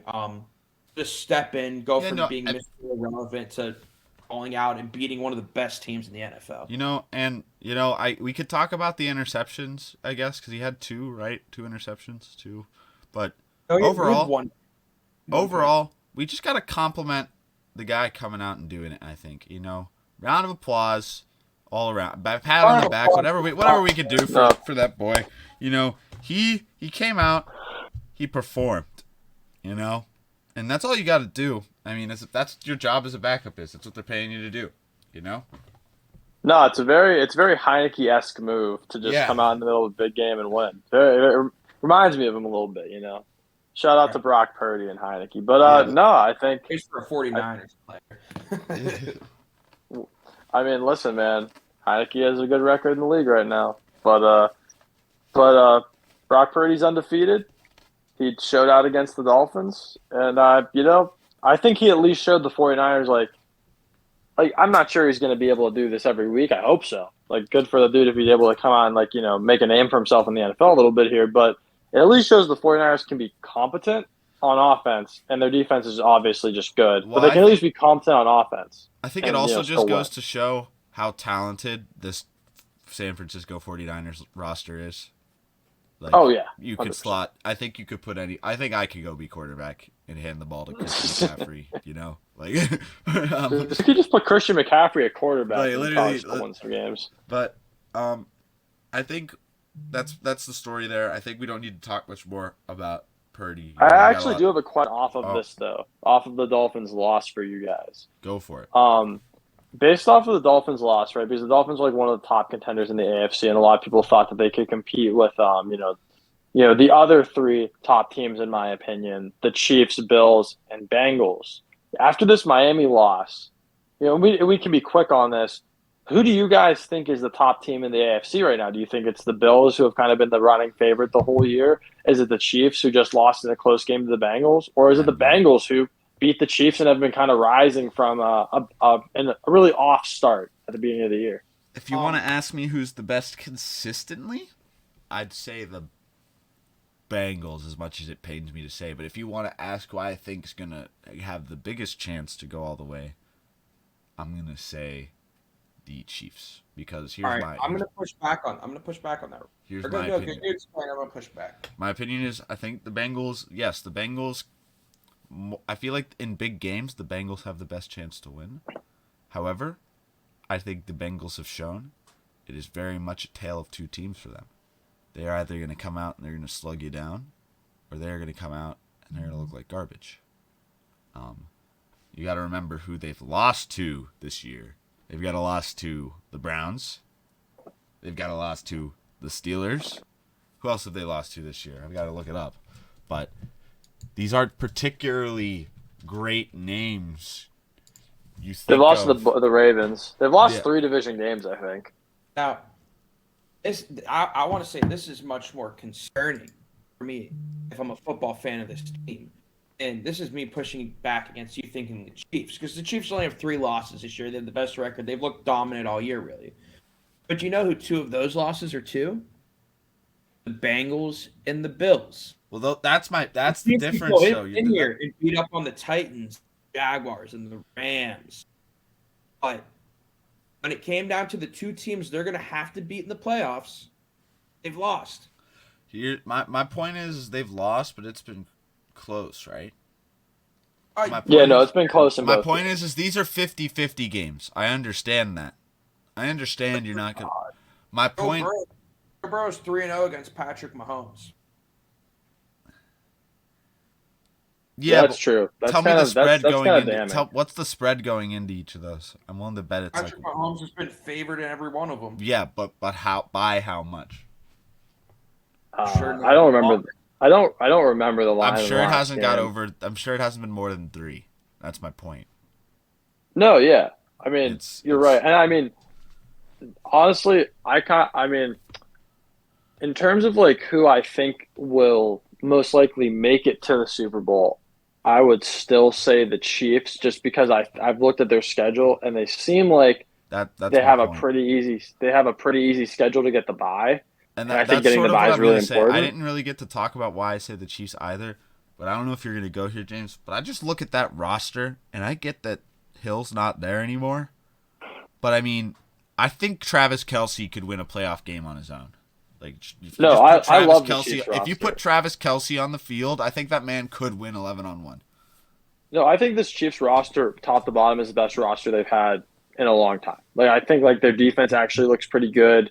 I think they have a pretty good secondary that underperformed in the game against the Bengals, and I think their offense is still really efficient despite lacking Hill. But what I was also going to say was, even though I like the Chiefs to like make it the most, in terms of just like a team that I think is the best, I still just have to give it to the Bills because even though they have some injuries and Josh Allen's been inconsistent, they're just so good. I just think top to bottom, the Bills have as good of a roster as the Chiefs, and they have more upside. I think the upside on the Bills is just better than the Chiefs because they have Diggs as that number one receiver. They have a good tandem in Singletary and James Cook. Isaiah McKenzie and Gabe Davis kind of go back and forth in the number two role, but both of them are really solid. And their defense is starting to get healthy. You got Ed Oliver and Tim Settle on the D line. Von Miller might be out for a few games, but he's going to come back and be good. Their linebackers, Milano, I believe, is their best one. Solid. You got, I think it's White in the secondary, and Poyer, but I might be wrong on the safeties and the corners. But I just think overall the Bills team I think it has a similar feel to the Chiefs roster. I just think they have more upside. So I'd say the Bills, in my opinion, are still the best. But there's an argument for the Chiefs. I'm not sold on the Bengals. I'm definitely not sold on the Bengals. That's precisely my point. I think, yeah. We just watched the Bengals beat the Chiefs. But it's my point. If you're not sold on them now, I don't know what's going to sell you on them. But I think they're good. I think they're a top three team. I think their weaknesses that has been shown by the Browns specifically when they've like shown like what you can do with a good edge rusher and have a good plan of attack against them. All right, we didn't even plan on talking about that. Yeah, but let's talk something about that Niners. Yeah, y'all weren't as crazy about this as I am, but I've been reading so much. I'm looking at the news for this, right, and I'm seeing so many different stories about this. It's being reported everywhere. Everybody's talking about it right now. Tom Brady, is he going back to New England next year? I've been watching Tom Brady this year. You know, I've been critiquing his meltdowns and saying I think it's finally the end of him. When I saw this rumor, my head almost exploded because I was like, this year's the final year I have to watch Tom Brady. And you know, Tom Brady's he is the greatest of all time. You know, as much as I hate saying it, he's one of the best, if not the best, to do it. And with that in mind, he's not had a very good season to be reflective of his historic greatness. And there's tons of, I see it on TikTok, I've seen tons of videos, I'm seeing it everywhere, that people are talking, it's being broken everywhere, that he might be going back to New England next year. Now, I guess I just can sort of posit a general analysis here. You know, we've already looked at Brady and how we've talked about him a lot today. So I guess the question I want to ask is, do y'all think this is the end of Brady? Or are we going to be watching him for a couple more years, like people are saying, if he goes back to New England? Do I think it's the end of Brady? No. Do I think he's going back to New England? Hell. New England's on two quarterbacks on rookie contracts that have both shown huge signs of light, and Mac Jones and Bailey Zappi. They've shown a lot of darkness, dude. George, they have shown signs of being good quarterbacks in the NFL. I think right now they're surrounded with a terrible skill room. Like, name a couple Patriots wide receivers. Like, they're terrible. Devontae Parker's their best receiver. And N'Keal Harry. Nah. Jacoby Myers is pretty solid. Jacoby Myers, he's just hurt. He's hurt. This year. Exactly. He's hurt. He's hurt. If your best receiver's Jacoby Myers, you have a bottom 5 wide receiver one in the league. Sure, but he's hurt. Again, Patriots are not surrounding these guys with skill right now. And I think Bailey Zappi was not talked enough about, in my opinion, going into the NFL draft. A season after Joe Burrow did it, broke all Joe Burrow's single-season passing records that he did in that insane year at LSU.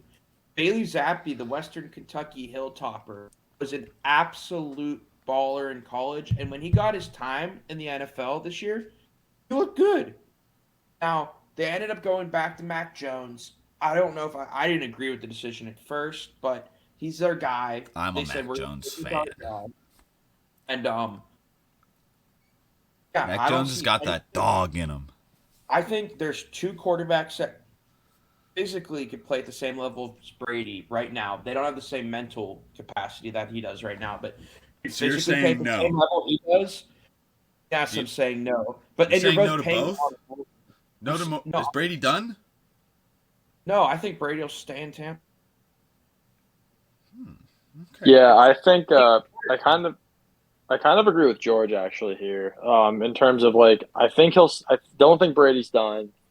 I mean, this obviously barring, something crazy to happen, like he gets like a career-ending injury. But like if he stays healthy, I think he'll play for another 2 or 3 years. I think that's what he wants to do. And I don't think it makes realistic sense for him to go back to New England for some of the reasons George has said. Like the Patriots have two QBs they've already invested in. I'm sure they'd be willing to give that up for Brady, but would Brady really want to go back to like a skill room that isn't that great?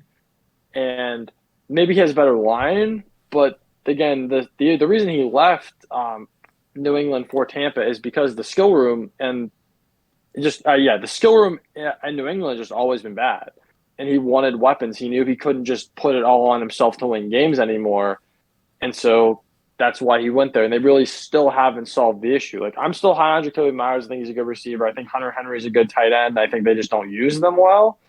But yeah, I mean, I wouldn't want if I That's was sort Brady, of I my wouldn't want to go point. back to Is New like as England. much as I don't want it to happen, part of me feels like if you get an actual field general behind the line and not these two young guys, you give Tom Brady a year in New England to coach these guys up, sort of like he's done before. I think that could be very dangerous. And I understand not buying into this, and we can move on. We've got a lot of other big news to hit. But I'm worried. Now that I've heard it, I just can't stop worrying about it. But if he's, No, I get it. I'll I believe figure, it when I see it. yeah, I guess you're right. George, do you want to talk about the next big name? So he's probably stashed on all your fantasy benches right now. Everyone's wondering where he's going to go. Everyone's probably for about the last month been waiting for him to sign to a team any day now. The Odell Beckham recruitment tour is on. This week, he was in Dallas. And not only was he at the Cowboys game, chilling right on the sideline, dabbing up the players, chopping it up, seeing what's going on, he was courtside at the Mavs game the next day. And the Mavs players were sitting there chopping it up with him, telling him about how great Dallas was. Maybe they're hitting him up with a spot or two to go check out. And Odell Beckham right now is really reinventing what it means to be a free agent. This isn't I really hope a team will sign me. This is where I'm gonna go, and it's gonna be up to me because wherever I want to go, they're gonna pay me. And he's acting like a high school kid on recruiting visits right now. He's going, teams are taking care of him, probably putting him up in a nice hotel, feeding him. And he really looks like he's living his best life right now. He has his little No, entourage. I'm gonna say you look. Yeah, he pulls up to the Mavs game with Micah Parsons and another Cowboys player. He's. He was somewhere else before though. He was it Minnesota? New York. Yeah, He was in New York too. He might have been. It was in Minnesota too, actually. yeah. He's just going everywhere. Yeah.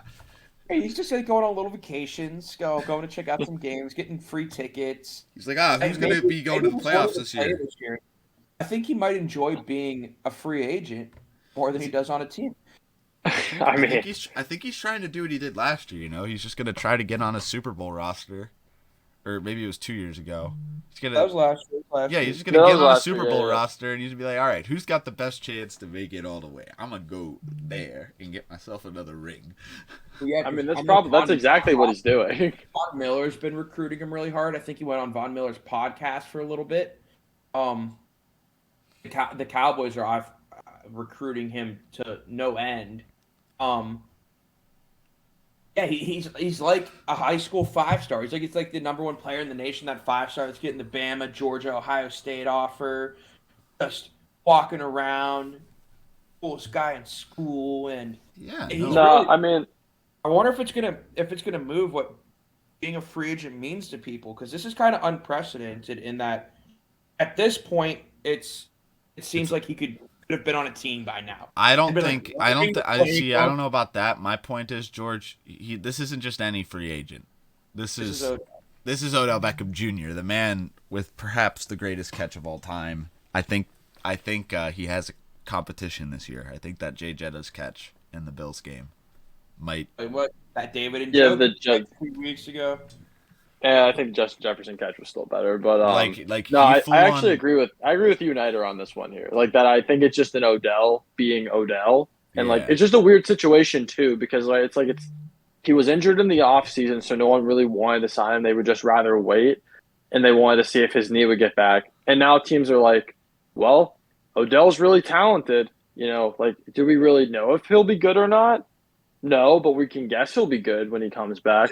So now it's just every good team being like, well, if we get Odell on the team, it only makes us better. So why don't we try because we're trying to win a Super Bowl? Like, I don't think you can do that. Every free agent can do that, especially when like you're trying to get a lot more money than Odell's probably going to try and get. Like, I think the team that signs him is probably going to be to a 1-year deal. Maybe it's more, but I think it's just going to be to a 1-year deal, and then he's going to do this this whole thing over again.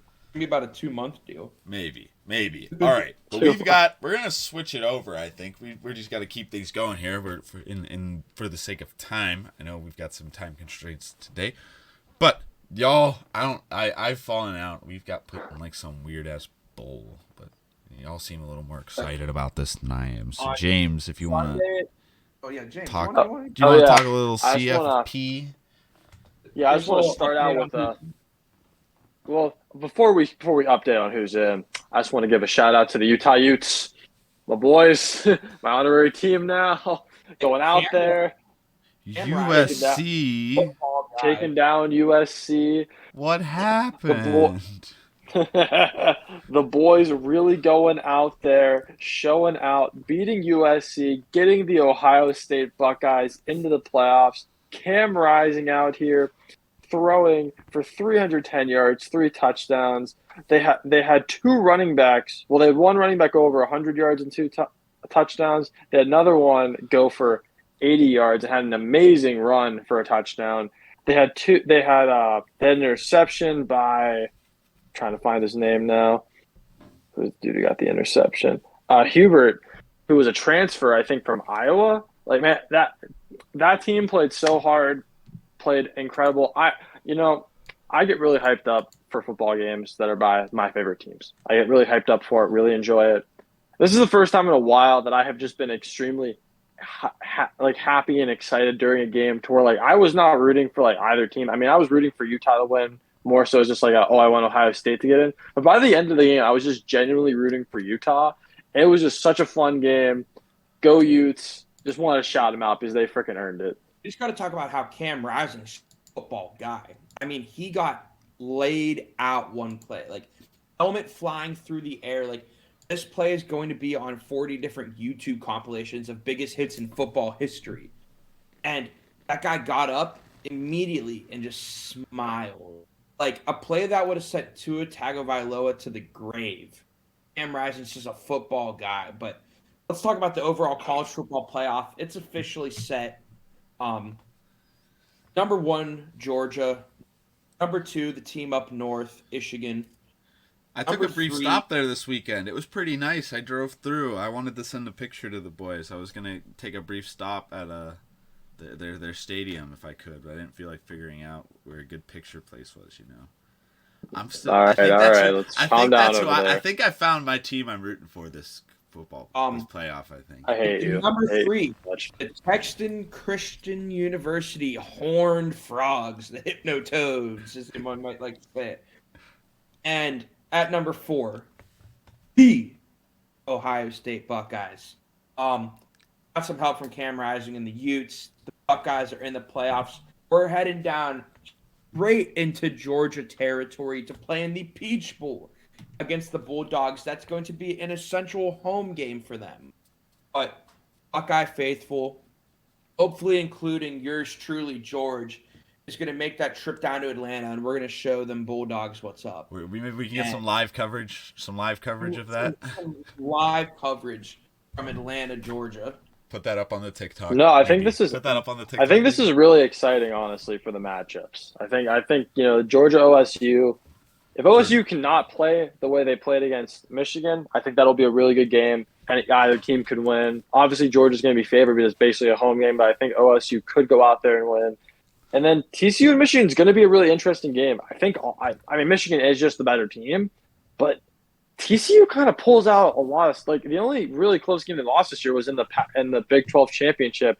So, and I mean, they have Big 12 Player of the Year, Heisman finalist as their QB. I honestly forget his name. I couldn't tell you his name off the top of my head. Max Duggan. Yeah, Max Duggan. But I think TCU can give Michigan a game. They're honestly, Michigan in games where they should have easily won have not performed as well as they should have. They've performed way better in games they should have lost, hence the Ohio State game. So I think TCU can give them a run for their money too. This should be a really interesting playoff this year. Big spread on that game. I think the spread's sitting at about 9 right now, which is really big for a 2v3 playoff matchup. So, yeah, true. No, 100%. I don't care as much, but I guess I don't. Do you have more about the CFP? We've still got more, and I know we've got a cram. Well, I think we could go one into more predictions question later because on. my question is here. If George goes down to the CFP, do we want some interviews with some Ohio State fans? Do we want some like live act? Do we want some TikTok content? Do we want to? Because I think everything's going. Hey, it's up. It exists technically. I need a live promise right here from Andrew Nider that we're going to get some clips this week on the TikTok. I'm going to do my best. I'm going to tell you that. Because hey, as long as the episodes get out on the actual platform. I was just surprised I was able to get it on Spotify. I'm going to be for real. I was actually very impressed you got on Spotify. All right, well, I think I'm gonna brush over this breaking news real quick. Yeah, that's like one. That's we're a one. We're going to talk about it more next week because according to Adam Schefter, he's going to get picked up by a team today, so there's not much to talk about. Baker Mayfield was cut by the Carolina Panthers. That's pretty embarrassing if you're the Carolina Panthers and Baker Mayfield. I mean, I'm not going to pretend like he's the best quarterback in the world, but you're going to keep Sam Darnold and PJ Walker. Like, what? I don't understand the point of cutting him at this point of the year. The point is we're going to draft somebody else. There was really some locker room. There had to really been some locker room issues, I think. 100%. Do you guys want to make quick predictions on who's going to take him? Denver. Well, that's bold. I kind of like that actually. If depending on how long this Jacksonville injury goes, I'm saying Jacksonville. Baker Mayfield. Well, I was originally gonna say the Niners, but since George said Jimmy G might be coming back, I'm gonna say the Rams. The reason I didn't. Good. Well, Rams is a good one. Reason I didn't say the Niners. Niners. You know what? I'm changing mine. Falcons. Oh wait, actually, that's Falcons. Wow, that could actually. Kyle Shanahan came out in a press conference and said they're not. Mariota looks bad. Okay, I like the Falcons, the Rams, and George went with Denver. All right, so let's move on to the new segment from our boy James. So if you want to explain it.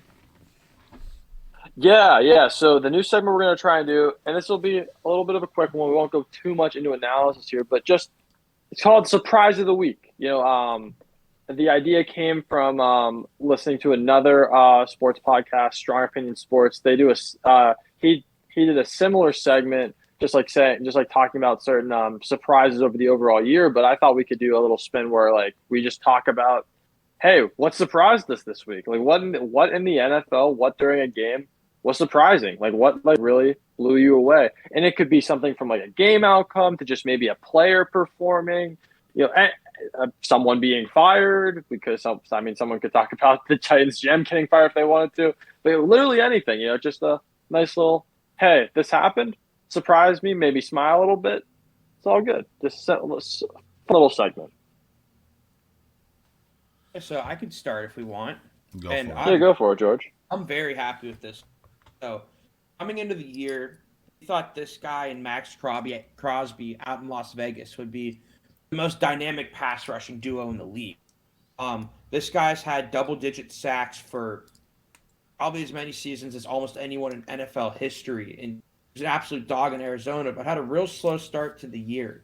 Before this game, he was only at half a sack on the whole year, but with 3 sacks and a big win against the Chargers, give me Chandler Jones as my surprise of the week.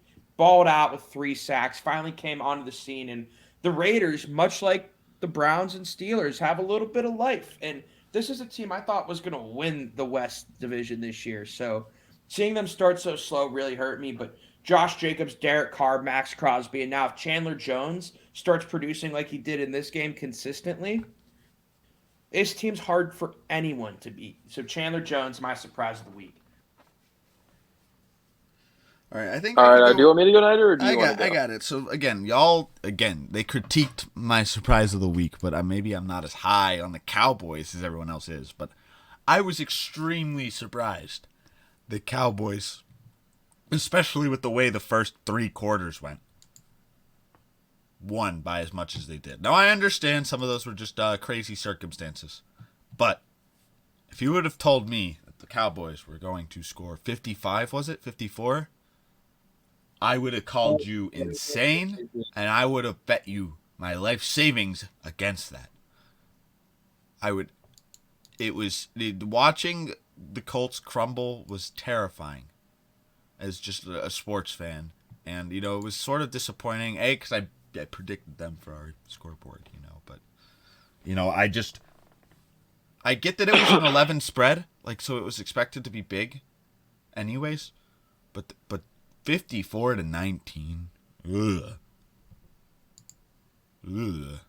That's scary. Yeah, and that's all you got to say about that. That's just a rough game, a rough surprise. So I'll pass it over to you. Rough surprise. No, yeah, and actually, I told you guys the surprise I was going to go with, but I actually thought of a better one during the podcast where I was actually genuinely surprised, and that's it's from the Bills Patriots game, and it was James Cook's performance this week. Oh, wow. Dude kind of looked like his brother on Thursday, man. Had 14 carries for 64 yards, averaging 4.6 yards a carry, and then along with that had 6 receptions for 41 yards. He looked like a guy who could start in the league. He looked really good. There was a lot of skepticism on him early because he had a fumble really early in the year. They kind of sat him down. Were like, they didn't trust, the team didn't really trust him. And, he's worked his way back, worked really hard. And even with the Nyheim Hines trade, a lot of people were like, oh, is James Cook really going to get time? And, I think he really showed this game that, hey, I can be a lead back for this team. I can be a starter in the NFL. And so maybe he won't be the quote unquote starter going forward, but I think he played well enough to earn himself that number 2 role, at least going forward. And, it surprised me. I was really proud of the guy, worked really hard, had the number 2 role early, lost it, got it back. It was a good job. For sure. And I think that wraps up our surprises. So now we can start looking towards the future. We can start looking towards next week. And we've got a couple of big, important games playoff-wise coming up. And we would like to start those. And I think I could start off with one. I've been really talkative about the Vikings this year. And I think we've been really respectful of the Lions, especially with the way they've come on at the end of the season. So we've got the Vikings-Lions matchup somehow being a really important playoff implication game coming on next week. And, when the Lions traded TJ Hawkinson, I did not expect them to start improving. And so I would be interested to hear everyone else's predictions. I still think the Vikings are going to win. It's hard for me to say the Vikings and big bad man Kirk Cousins aren't going to come and win this game. But I'm interested to hear the lads' opinions on this one. Sure. I'll be kind of quick here. I've been high on the Vikings all year since before the season started. I thought they would be the best team in the division, and especially if Green Bay took a step back, they have been. Kevin O'Connell is a good head coach. And Justin Jefferson is the best receiver in the league right now, or one of the best in the league right now. Hawkinson has played at a great level ever since coming onto the team. The weakness of the Vikings is their defense, but I still think that a 10-2 team, Vikings know how to win close games. Despite the playoff implications here, I think the Vikings win. I think it's probably by a touchdown. That's my pick. Fair enough. Georgie? Um, Now, there's something about a gritty team that just gets me excited. I love Dan Campbell. I love Jamal Williams. And give me the Detroit Lions. He's taking. Win big in this game. Oh my goodness. Win Really? big. Big. Bold. And this might be a little foreshadow to my to our scoreboard bets and signing off. I love me some Lions. Okay. All right. I think that's a good. We've got another important one though. And I don't know if one of y'all want to talk about it more, but we've got my fantasy boy Jalen Hurts heading. Are they heading to? I don't know where they're exactly which way it's going. I guess I should have looked that up. I don't know who's wearing that one, but I don't think it's going to matter. I believe it's in Philly. Oh, they're at home. Well, the G-Men heading over to Philly then to take on Jalen Hurts and the Eagles. And I'll look real quick. I'm telling you my prediction here. I think they're at MetLife. They're at MetLife. Oh, it's at home. Other way around. Jalen Hurts traveling. My bad. I think this could be an interesting matchup. I think it could be, but I think this might be an Eagles blowout. I'm gonna be honest. I think Jalen Hurts keeps his MVP caliber season going. I'm gonna be honest. He's having a stellar performance all around. There's few other people who could make a better case for MVP this year than Jalen Hurts. But I'm interested to see if any of you guys think little Danny Dimes can handle it as well. Is George picking an underdog again? This game's hard for me. The Giants are a tough team. Brian Daboll's had an incredible first year as a head coach. Eagles are obviously just absolutely rolling of late. I mean, they've lost one game in 12 weeks of the NFL season, 13 weeks. I got the Eagles in a nail biter. I think whatever the spread is, I'm guessing it's probably somewhere around 3 to 5 points. I think the Giants cover, but I got the Eagles in a nail biter.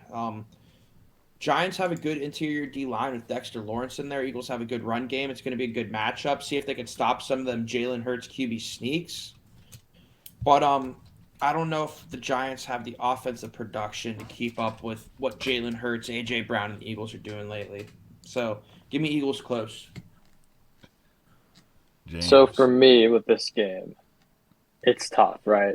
Because I think the way the Giants play on offense, with Daniel Jones running and Saquon being the focal point, if they can control the time of possession like they've been doing all year, I think they can give themselves a chance to win the close game.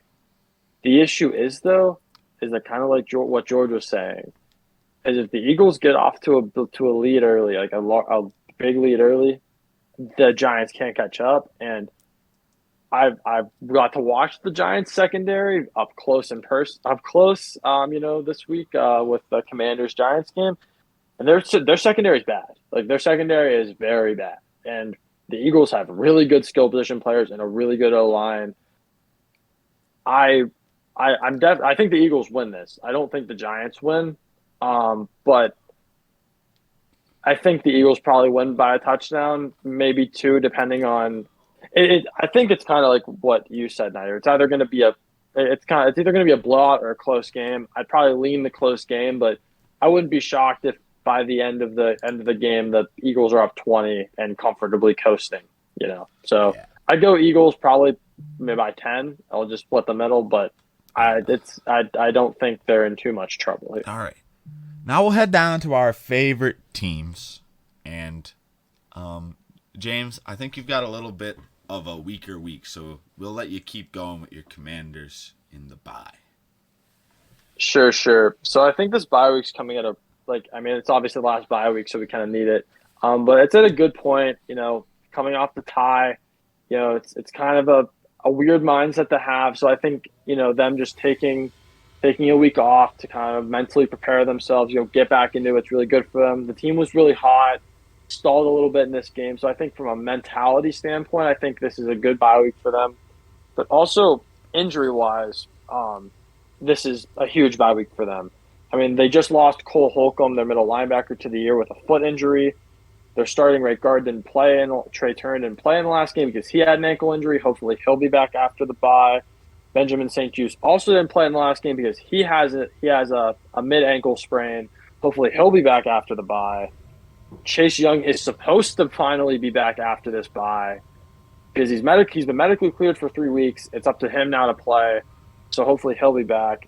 And then in the actual Giants-Commanders game, Sam Cosmi, who started at right guard for them, who's normally their right tackle, left with an ankle injury, so hopefully we'll get him back.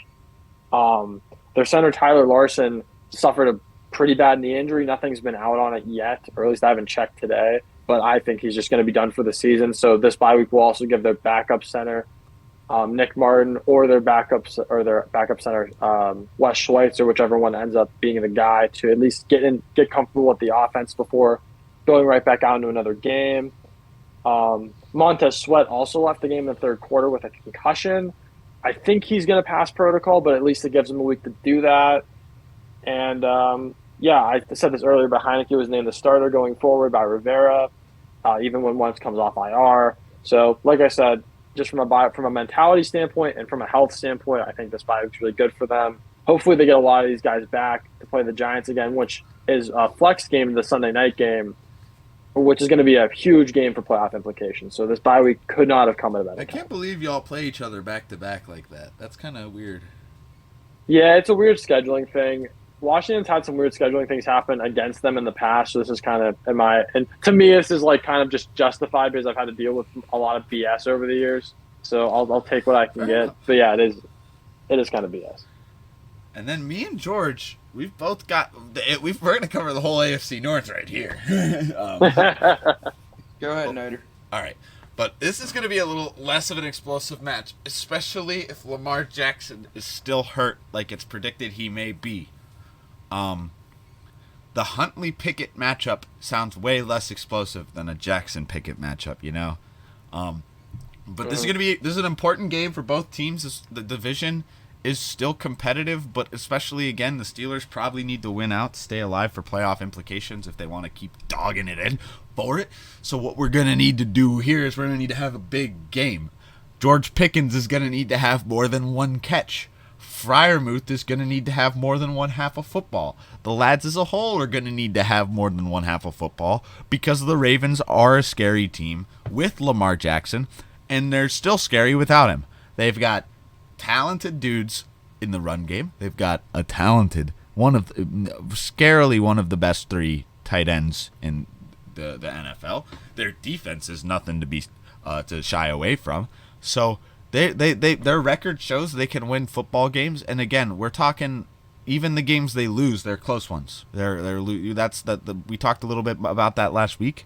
The Ravens are usually in every game, and the Steelers cannot say the same.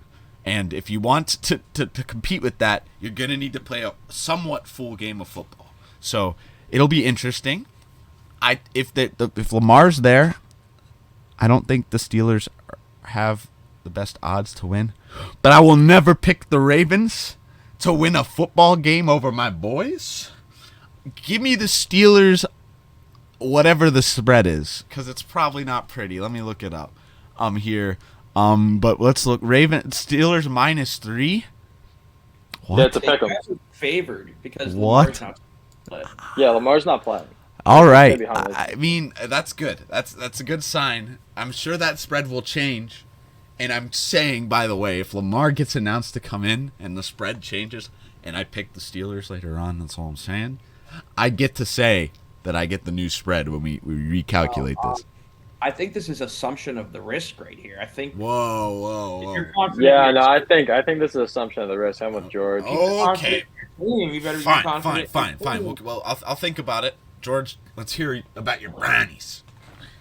All right. This is both these games, Steelers, Ravens, Browns, Bengals, have absolutely massive playoff implications. For the Browns and Steelers trying to sneak into a wild card, And for the Ravens and Bengals that are tied at the top of the division, this is going to have a lot of determinant records of in-division records that could break tiebreakers if overall records are the same. This could swing the division in so many different ways. So this is going to be an electric weekend of AFC North football. But the Browns come out as 6-point dogs in Cincinnati, traveling down to the Bengals Stadium. Easy drive right down 71. All I have to say is Joe Burrow's 0-6 against the Cleveland Browns in his career. For some reason, the Browns have just had his number, and I honestly don't know how much longer it can continue. If you would ask me like at the start of Joe Burrow's career, you think you're going to beat this dude 7 times in a row? I'd say heck no. But we're here, and maybe my favorite. This is my NFL stat of the week. Kevin Stefanski is 10-0 against cat teams, so that includes Bengals, Panthers, Lions, and Jaguars. Kevin Stefanski's 10-0 against cat teams. Some might call him a cat destroyer.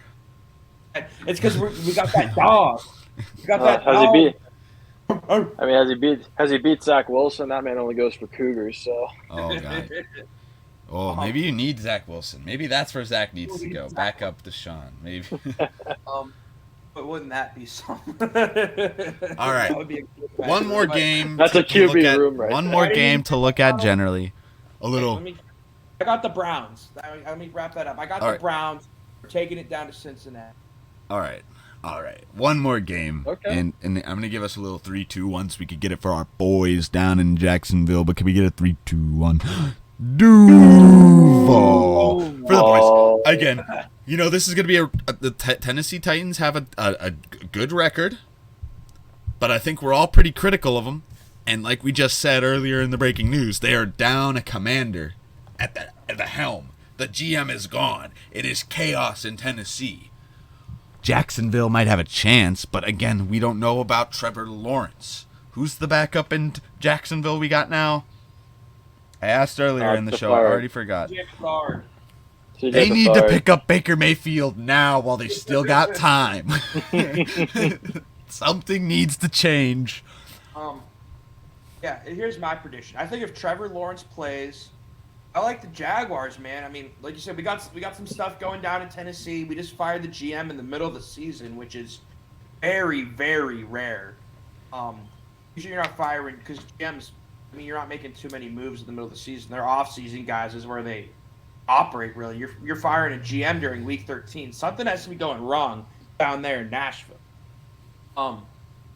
Jacksonville's a good team, man. If they could get that run stopped with Derrick Henry, the Titans are as vulnerable as any team in the NFL. Now, historically, have they stopped Derrick Henry? No.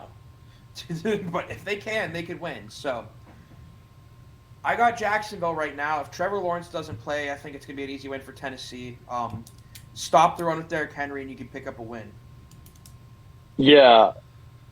If Trevor Lawrence plays, I think there's a chance. If CJ Beathard plays, there's no chance, in my opinion. I do like the Jacksonville to keep this game close. The issue I have though is that Derrick Henry has basically made a career out of just memeing Jacksonville. I mean, just looking at his career stats against Jacksonville, the dude has 1,143 yards against them, averaging 5.4 yards a carry, and has 14 touchdowns against this team. Like in his career. I just think, they had a bad loss to the Eagles. I think Tennessee, despite the chaos going in the room, I think Vrabel's a really good head coach, gets the team together, and Derrick Henry does his thing and just goes through Trayvon Walker on his way to the end zone. I got to say, I probably agree with James here. As much as I want to support the Jags, if I'm not confident Lawrence is at the helm, I'm not confident they're winning this game. I'm probably taking Tennessee here as well. I've got to say, Tannehill, as much as I like to meme on him, he does take care of the ball usually. They don't have the receivers like they used to, I guess. But, I mean, again, they're going to run the ball. We know that.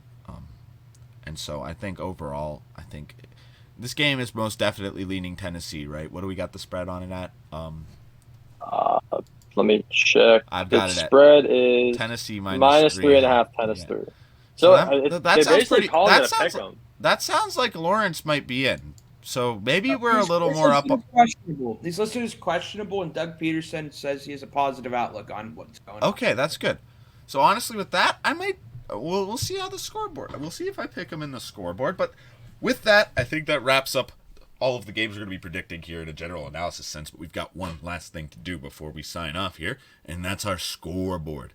The important thing to remember: George at 7, Drew at 5, James at 2, and I think it's only fair that because George is in first place, he's going to have to pick first too. I think that's how we'll do it. So George, all right, sounds good. because George got to pick last time, he stole some of our picks, and I like to think that's why he had such a good week, James. Yeah. You know, Yeah, probably. So my first pick, and this is one that I would never put real money on, but this isn't real money. This is points in a podcast, and I think it's actually probable. Give me Dallas Cowboys minus 17 against the Houston Texans. It's minus 17. Oh my god! That is the biggest point spread I've ever seen in an NFL game. At least this year. That's disgusting. That's awful. Look at what Dallas has been doing.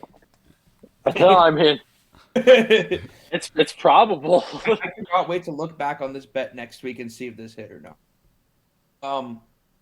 Next, I already said I'm doing this. I'm sticking by my word. Give me the Detroit Lions minus 2.5 against the Minnesota Vikings. I don't care about records. My Lions are hot. I'm riding with Dan Campbell in the Detroit Lions. Next, give me, and something we have to actually update the podcast on. Give me the Chiefs minus 9 versus Denver. Okay. I think the Chiefs are going to come off this loss and bounce back very well with Andy Reid. I think Denver, awful. In a podcast update, Russell Wilson threw no touchdown passes this week. So it is officially Russell Wilson at 8 touchdowns and Russell Wilson's house at 12 bathrooms. Now, at the current pace Russell Wilson has gone this season, the bathrooms will win if the pace holds up. We're all pulling for the bathrooms, and just another strong performance this week by the bathrooms in Russell Wilson's house. My fourth bet, give me the Seahawks minus 3.5 against Carolina. I'm like a top 10 QB in the NFL right now. He's even being mentioned in MVP talks, and Carolina doesn't even know who they're starting at quarterback. So Sam Darnold, baby. Sam Darnold's the boy. And I'll save my lock of the week for after the boys go. All right. Nair, you want to go or you want me to go? Well, actually, you got second in the I'm points. So you second. should go. Yeah, you're right. So I'm going to go with my 4. I've got a pretty... I think this is, or rather, I'm going to have some controversy here in myself. My first pick, I'm taking the Vikings. Up 2.5, I got them at. Let me look. I'm just double checking that. That's where I've got it. I think the fact that the Vikings are getting I think the Vikings are going to win this game. So, that's just that's where I'm at there. My next pick, I gotta make sure I don't say it too loud. I'm going Baltimore +3. I'm playing it safe here. I'm gonna say I win this week one way or the other, you know? That's where we're gonna leave it because I don't like to talk it. This one I'm gonna say I'll talk a little bit more about because I think the Bills are gonna smack the Jets. You know, Mike White, we like to talk as much as we like to talk about him, but I don't think the Jets are gonna be able to hang with the complete team that's Buffalo. James argued earlier they're the best. I don't think they're quite the best, but I think they're one of the best, and I think they're gonna absolutely smack this Jets team. And my final, George, you're gonna boo me again. My final pick. I'm switching it. I'm going with the boys. Give me Jacksonville. Here for my last pick. +3.5. Jacksonville +3. All right. I have +3.5 on CBS. That's fine. That's fine. Yeah. I do have some good news for you. What?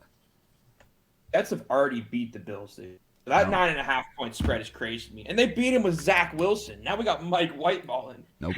I don't care. That's not happening twice. We talked about it last week. That doesn't happen twice back to back. You know who else won? All right. You know who else won their first matchup? The Steelers over the Bengals. Look at, I mean, That was an interesting one. All right, so do I just give all my picks now since we usually do the reverse order of the lock? yep. Yeah. You give all your picks, yeah. All right, so I'm starting off with the Patriots -1 versus the Cardinals. I think the Cardinals are a bad team. I think the Patriots are a good team, and that's it. I just think they win I think they win by a touchdown, but I don't think the Cardinals are that good. They're badly coached. If it's only -1 on the Patriots, I'll happily take that. Next, I want Vegas -6 against the Rams. Vegas is hot. Josh Jacobs is a beast. Devontae Adams is honestly looking. I mean, I said Justin Jefferson's probably the best receiver in the league. Devontae Adams is looking like the best receiver in the league right now too. They're both having some crazy games, and the Rams. The fact that they had a close game against Seattle is incredible to me, and I just don't think they'll be able to put up that type of performance again. I think Vegas wins that game easily. My next pick, I am going with Niter on this one, going +2.5 with the Vikings. The fact that the Vikings are 10-2 and getting getting points, and the fact that the Lions have a losing record and the Vikings are still getting points makes no sense to me. Happily take the Vikings here. I just think they went outright. You know what they say? Vegas knows something we don't. I guess so, man. I agree the Lions are hot, but I think the Vikings still win. I just think they're a better team. My fourth pick is George said the streak has to end sometime. Give me the Bengals -6 versus the Browns. All right.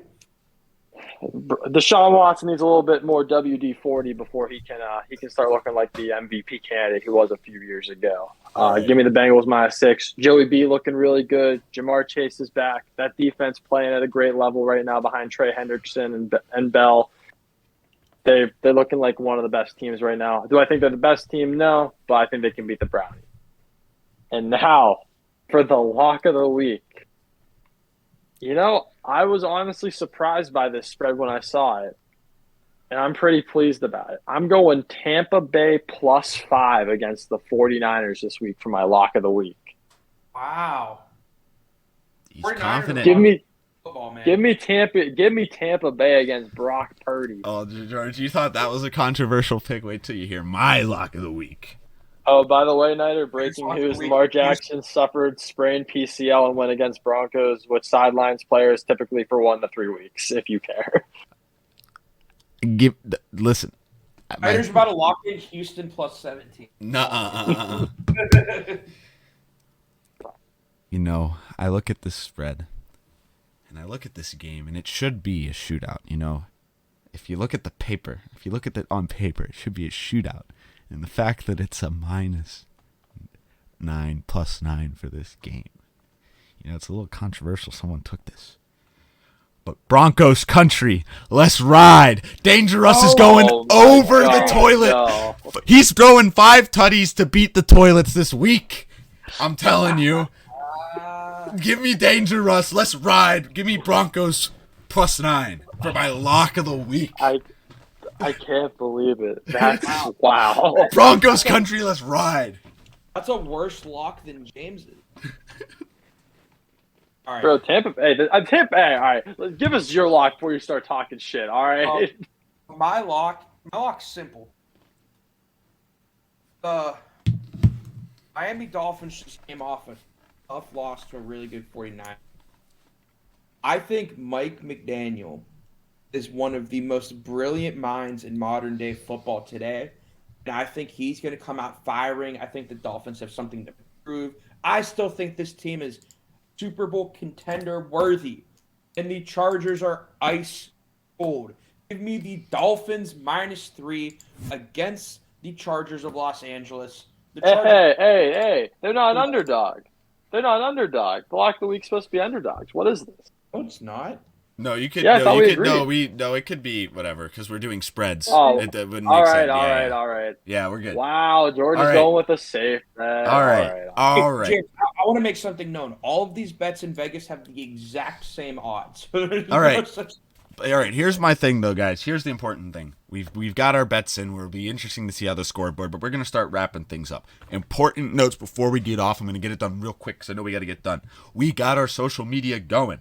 You can look on YouTube at the Neighborhood Watch Party. You could look on TikTok at Neighborhood Watch Party. You can go on RSS for your podcast at the Neighborhood Watch Party with George, James, and Drew. Or you could go on Spotify and you could look up the Neighborhood Watch Party by George, or by it'll be our full names. It's gonna be Andrew Nider. It'll be a little different, but you can still look up George and James and it'll be there. The important thing is we're getting things up. We're looking to spread. Follow us on all those social medias. Subscribe on our YouTube channel. Like and comment on the videos. Hit those bells for the things to keep it going. And follow us on all these different things because we're going to get things going. And particularly, I have a lot of trading cards. I'm thinking about maybe giving some good stuff away if we get some people doing some certain milestones, Get a little sports memorabilia going out to the boys. So important thing is we could all say goodbye here. So I think we're going to be wrapping it up quickly because the lads got to get out. But if there's any last things we got to say them now because I'm signing off. Are you guys good?